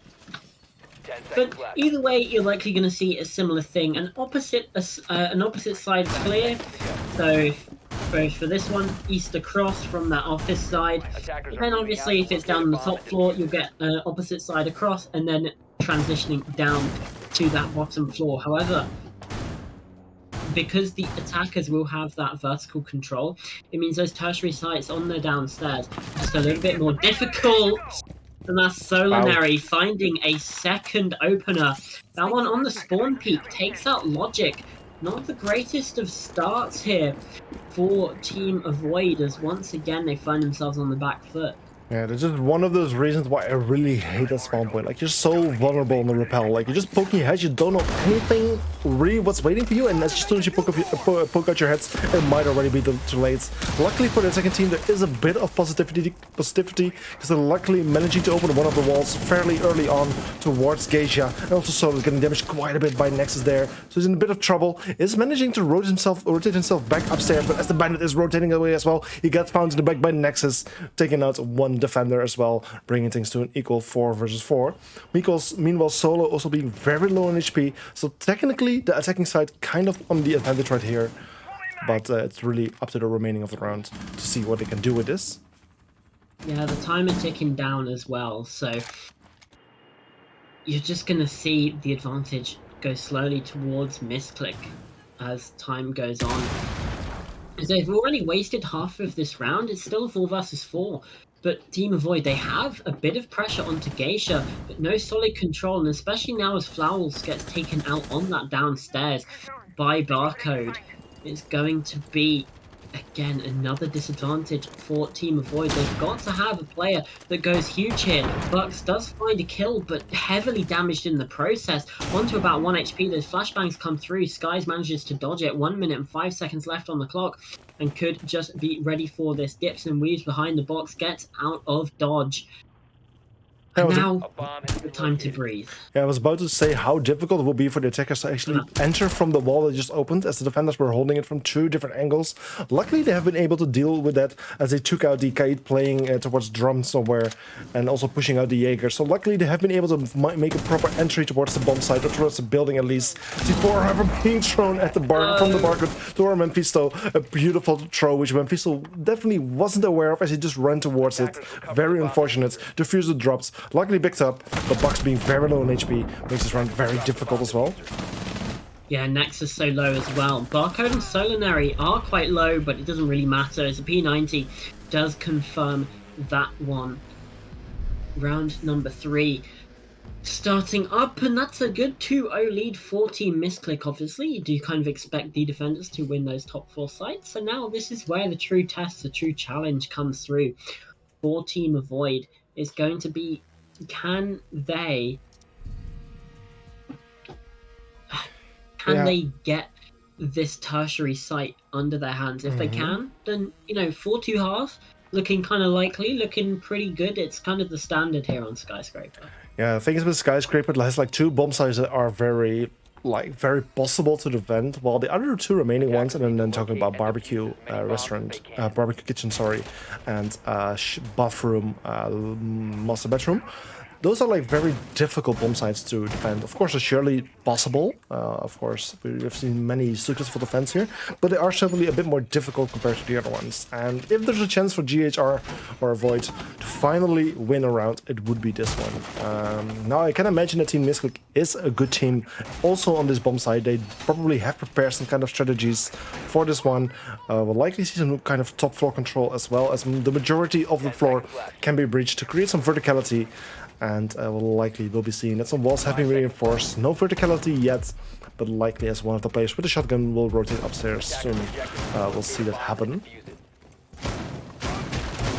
But this way they can at least waste a lot of time on the attacking team and also have some control from above. This is like really one of those bomb sites where you don't necessarily need to play inside of it. Like kitchen can be kind of defended from this pantry area, while barbecue can be defended from the bar area. Which does definitely provide some opportunities for the defending team to just play outside of it. Just let the attackers do their thing. We don't mind. We can just play from outside, which just provides much more opportunities compared to playing inside of the bomb site. So the breach does come through. This vertical could start to get underway. They do need to be aware of the player's position on the stairs. Flowers does take down Skies, so it's a good start from Avoid, getting that opening pick for once inside of this round. With 2 minutes and 5 seconds left, still gives them plenty of time. C4 out from down below. Nothing found from it either. Just a bit of chip damage done onto Nexus, as now Konski needs to take a bit of a dip and a weave back as well. Solinary could be the next port of contact with Konski up on this heaven position, but looks like they're just planning on getting a bit more passive, making sure that they can't find themselves caught out, as Pizza now looking like the receiver of a bit of the heat. However, on the Thunderbird, can just heal right back up. It seems like the attackers are now kind of changing their focus point. Like they're not focusing as much on the top floor as much as they used to be. So they don't really want to take the top floor control, they just want to deny it. Like we see some people in Repel just denying defenders from entering Geisha area, which allows the attacking team to actually take control of the kitchen, and that's actually exactly what we're seeing happening. However, many people fall and get taken out from the game. It's a 2 versus 2, but Esconzi gets another kill on Mephisto. It's a 2 versus 2 situation from where it still can go either way. It's a 2 versus 2, and the attackers have lost the majority of the control that they had. Konski gets another one, a third for him, leaving the stage all alone in this 2 versus 1. Flowers like you mentioned in the 2 versus 1, aggressing onto Geisha, spots the castle's position, pre-fire won't get it done, the barcode does find the kill in the end there.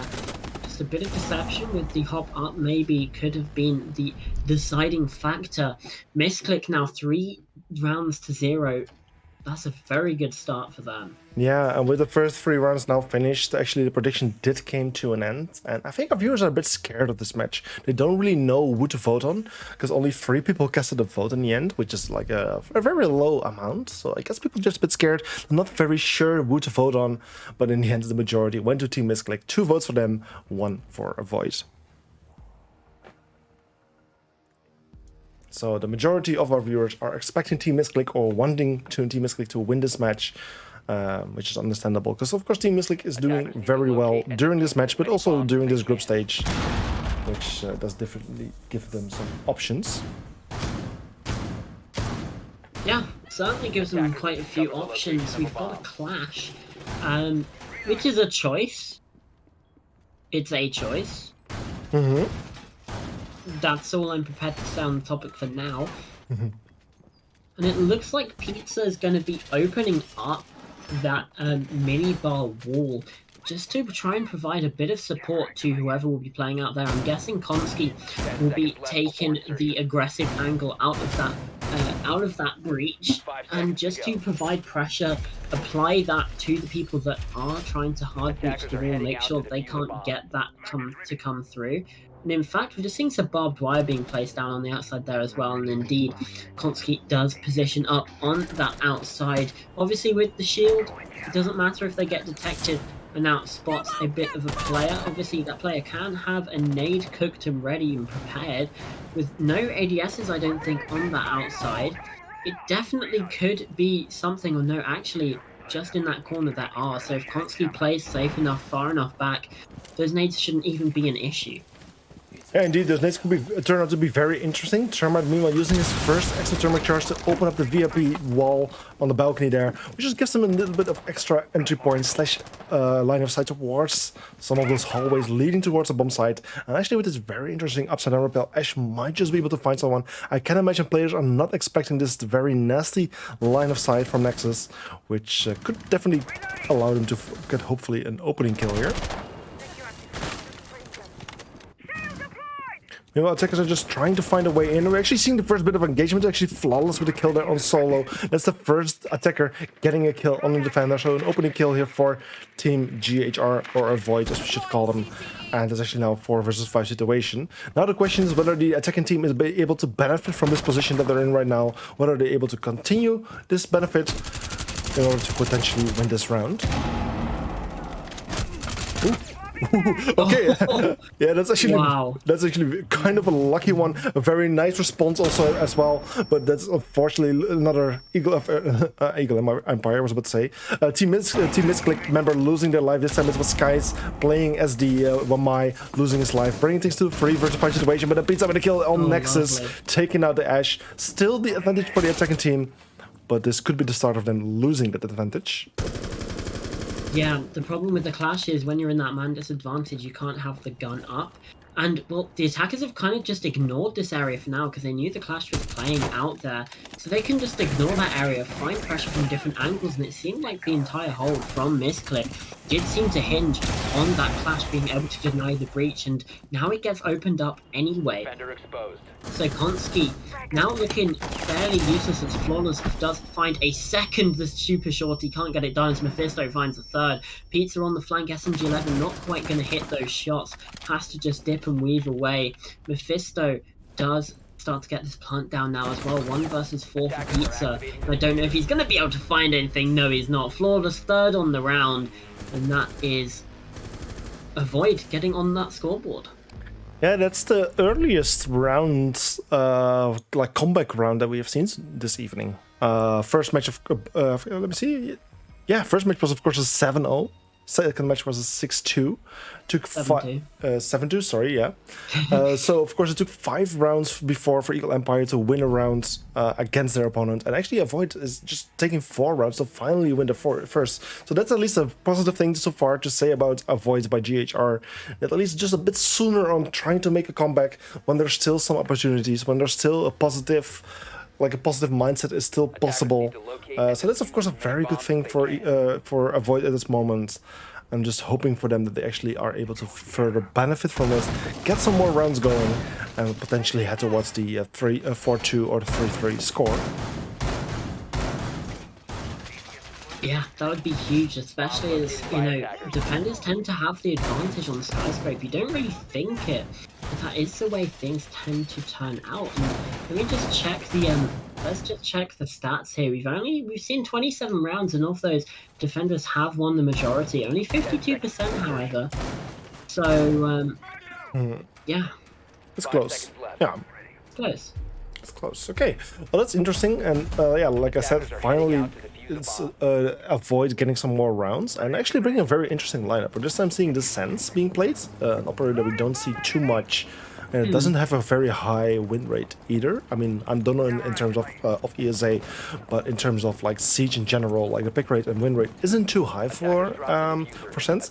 But I do think like if a team is well prepared on it and does know how to play it, especially towards the end of the round, I do think Sense can be very strong. So I'm very curious to see him being played.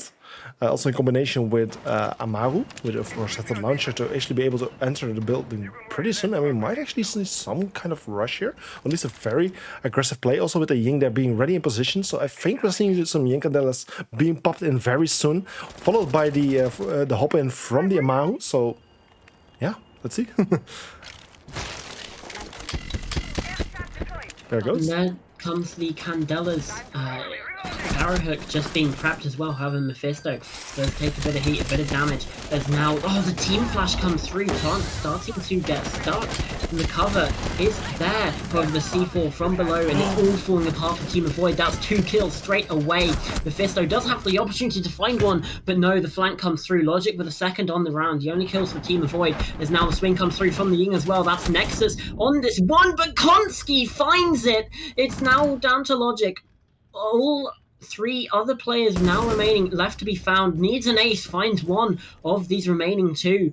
It's just Selenary and Barcode. They do have vertical eyes on the site. However, they do know where the diffuser is as well. Just making sure it doesn't get picked up, but they have it now, and it's gone. They need to try and find out where this plant's going down. And if Logic's smart, they'll plant on the table. Indeed, they do.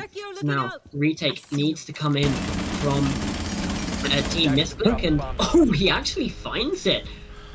I'm not sure how that works.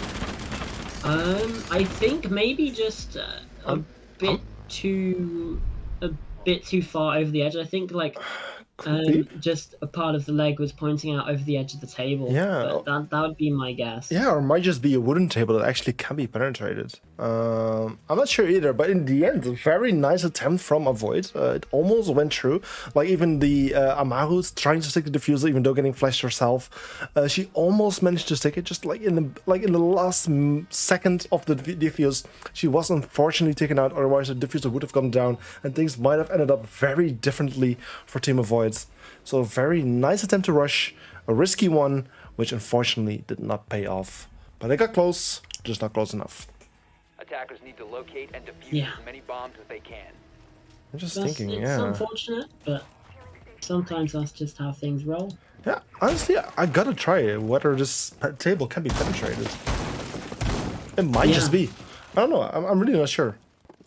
It was a very creative thing to think about, like knowing that, okay, like is Solo playing as the soloist, so I need to be very careful where I plant.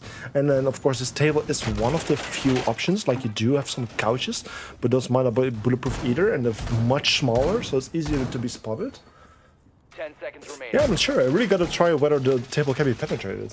I'm really not sure. I think I did see like just sort of the back half of yeah, right. was just sticking out over the edge, and I think that's possibly just some recoil mishaps, maybe just ending up finding that one. I don't know. Obviously, I could be wrong, but that's the way it kind of seems to me, and that's Misclick regaining that advantage, opting or electing not to go back to that office site, and instead they're heading down to that tertiary of barbecue and kitchen.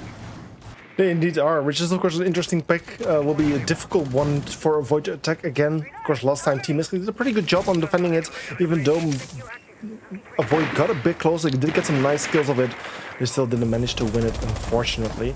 So it's now a second attempt for GHR to try to attack this bomb site a bit more properly. But I'm very curious to see whether they will be successful. Castle Barricade just taking a bit of time for Bucks to get rid of. A few cheeky spins in the process. But there we go. There is that pressure now found. Skies is still up here on the upstairs in Geisha, or actually in Makeup Room.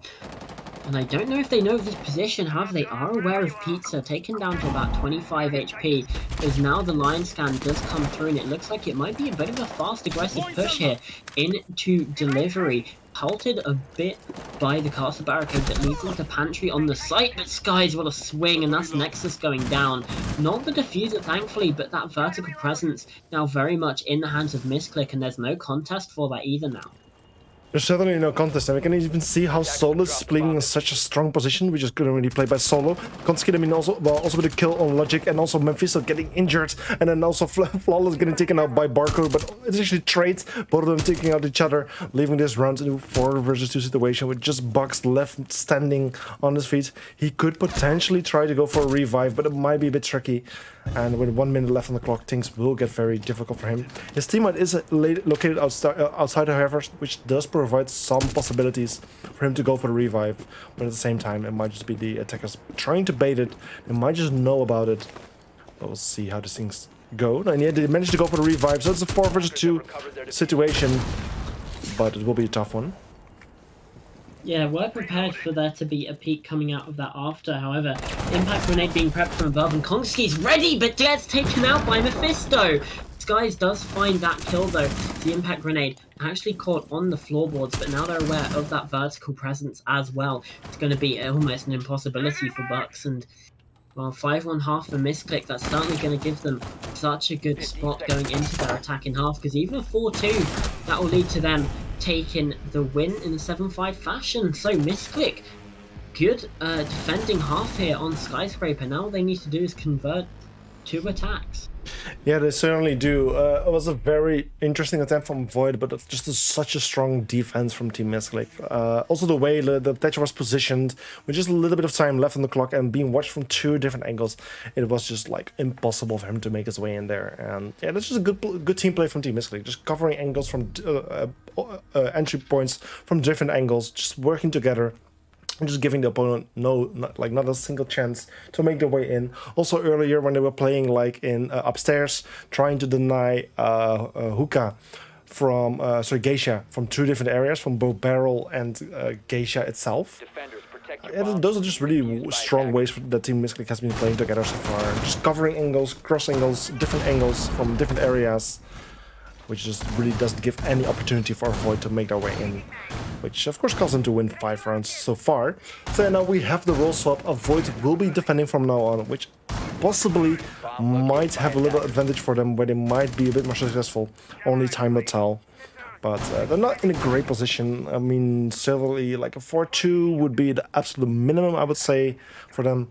A 3-3 even more favorable, but a 5-1 is just not good enough, and it will be very difficult to come back from that. 5 seconds left before insertion. Attackers are moving to defuse the bomb. This round is honestly a must-win for Void. Obviously, they are playing on that primary site, but if Misclick win this, then it's almost an inevitability that we see the 4 3 points going their way. We see that flawless run continuing. Yeah, it might just be like currently they are indeed like they won 3 rounds, then lost 1, and now they won 2. They might just win another one to continue the pattern. It's really up to Team GHR and Voids to just do things better, to finally work things around a bit more. And that's not starting too well. Although Nexus does manage to get a kill there on Barco, but it does get injured himself as well. He will likely be picked off as well. Yes, he does. A 4 versus 3. 2 defenders losing their life versus 1 attacker. The Termite versus Yeah, okay. There we go. Things are just completely falling apart for GHR as 4 defenders have lost their life versus 1 attacker. That's just not good enough. It's just all coming down to Bucks in a 4 versus 1 situation with 1 minute and 50 seconds kind of working in his disadvantage right now. And yeah, he has a very difficult time ahead for now as the attackers are closing in. Yeah, Bucks just trying to take that swing, but just doesn't look likely. And this should be that match point opportunity for Misclick coming to fruition, coming to reality. As now Pizza starts getting that plant down. Timeout requested from a Void, but it just seems a little bit too late, to be perfectly honest with you. There's all that swing ill-advised, and the drop from Solinary is the exact opposite. Finds that kill and finds 6 rounds on the board for Team Misclick. And like I said, we could get some very, very quick games tonight. Yeah, and that's something I'm certainly not hoping. Like, I'm really hoping for more close matches, especially for Group C, which I've been talking about. Like, it's such an interesting group so far, but we're just not really seeing that. Like, yes, we do see some teams like absolutely perform so well, and I'm just hoping that we actually have more matches like Team Misclick versus let's see which other teams again, Stark or versus Entropy, because those teams did absolutely great today. Most of the teams actually already participated against each other, I believe, so we won't see those anymore. But yeah, it's just really one-sided matches so far, which is just a pity, really. Yeah, it's just speechless a bit, to be honest.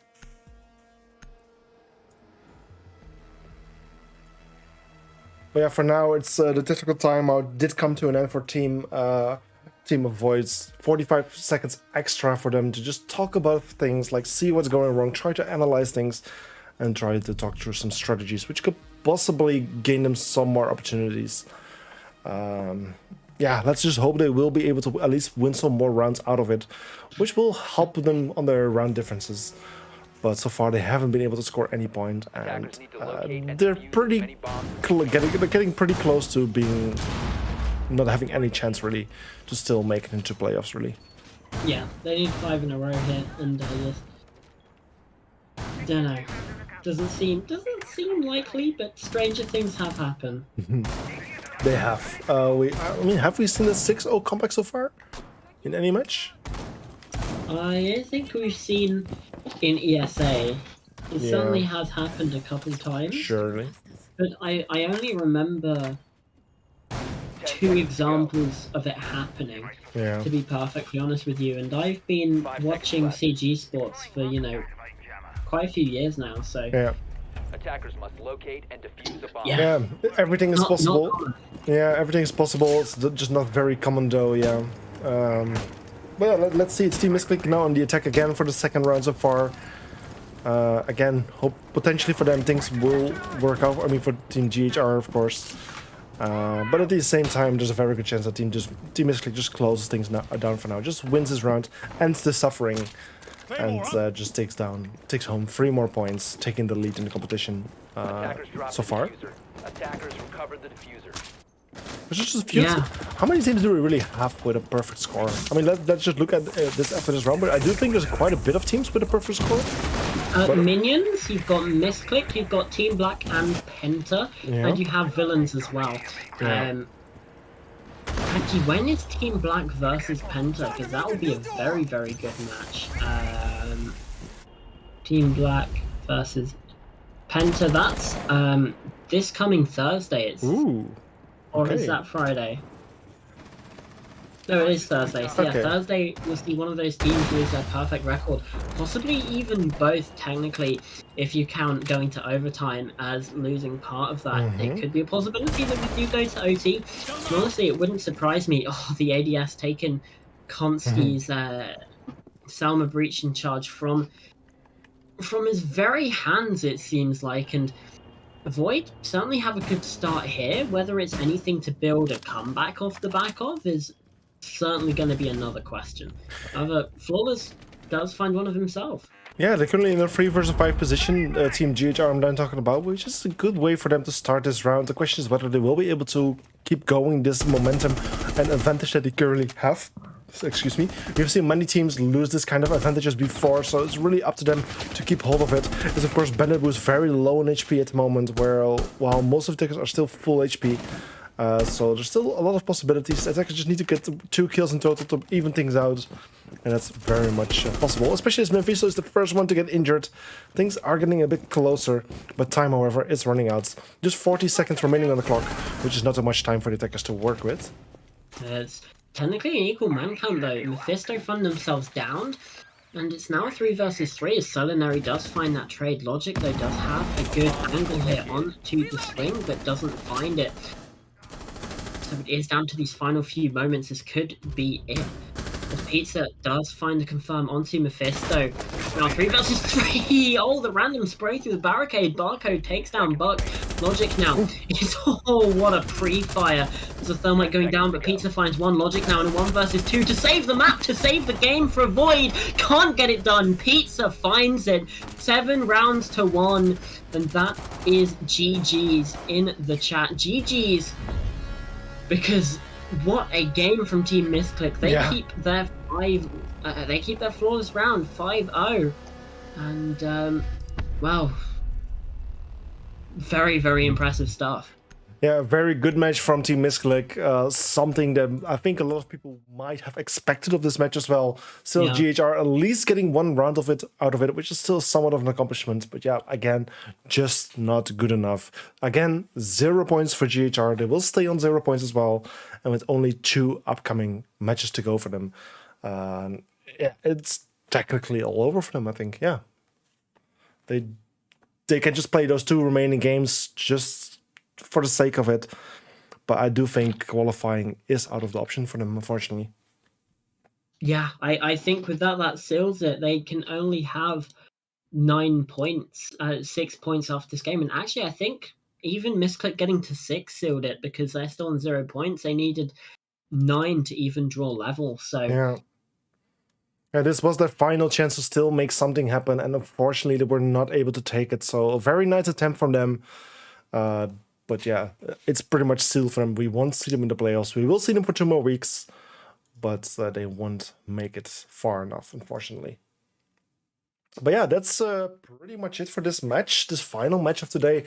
There were 3 interesting matches. I was like we said before, I was really hoping to have much closer matches between these teams, especially since Group C is such an interesting group so far, with some very competitive teams who are really well matched, it seems. For example, like Empire taking the lead very early on in the group, but then dropping down to the 4th place right now, where they're in a very tough position. They could potentially still even lose that spot. They really need to fight it. They just have 2 more upcoming matches, but it's getting very tricky for them. And then, of course, Team Misclick doing very well. I mean, their fate might even be sealed as well. I don't think they can technically drop out of the top 4 anymore. I need to check for 100% to be 100% sure, but it might just be. And then of course it's E-Wave, Quintex, and I think they were actually confirmed anyway. Yeah, when we had that previous game, actually I think they were just confirmed, because Stark can only get 6 more points up to 11, and that's the only team that could reasonably get close. Misclick on 15, they're well and clear away of that. So yeah, and then there's still Quintex, Stark, E-Wave, Entropy, all teams that are still making such a good chance. I really need to fight for a spot in top 4. And like we've explained before, the top 4, it's an important thing to be in, of course, to make it into the playoffs. But of course, the position in the top 4 also makes a difference, as the number 1 team starts in the playoffs in the upper brackets 2nd rounds, where team 2 and 3 start off in the upper brackets 1st round, and team 4 start in the lower brackets 1st round, which is of course not an ideal position to be in, especially if you lose 1 match, it's all over. So you really want to be in the upper bracket, really. But still, you made it till the playoffs. You still have a chance to come back from the lower brackets, because I even believe Entropy Gaming, no, it's not Entropy Gaming, last season, who was playing against Entropy Gaming in the finals? Do you remember? MVG UK, wasn't it? Might have been, and they did go down to the lower bracket fairly early on and managed to fight their way back all the way to the finals. So even though you end up in the lower bracket, there's still some good option. It basically functions as a single elimination bracket from there on. But yeah, it's still you want to be like in the higher bit of your group, really. Yeah. So that's still something that these teams really need to fight for from this moment on. But yeah, like I said, that's it for today. We do, of course, have matches coming up tomorrow as well. I don't have the visual for that, unfortunately, at the moment, but I Okay. can see which ones those are. So that's E-Wave and Royal, again, Group C. So we're starting out with finishing off Group C for Week 5 tomorrow, E-Wave versus Royal, which could be an interesting one. And after that, for the final match tomorrow, we'll be heading towards Group A, I believe. That's Villains. Yeah, that's Group A, where Villains will be fighting against MD Gaming. MD Gaming, you might not have heard the name before yet, but MD Gaming is actually used to be called, that was Unlimited Esports. So, yeah, Unlimited Esports is now called MD Gaming, apparently. But those will be playing the final match for tomorrow, where I will be back together with Chamberine. So make sure to tune in tomorrow as well for some interesting matches happening, hopefully. And then we'll be back tomorrow. So, unless you have anything to say, I want to wish everyone a good evening.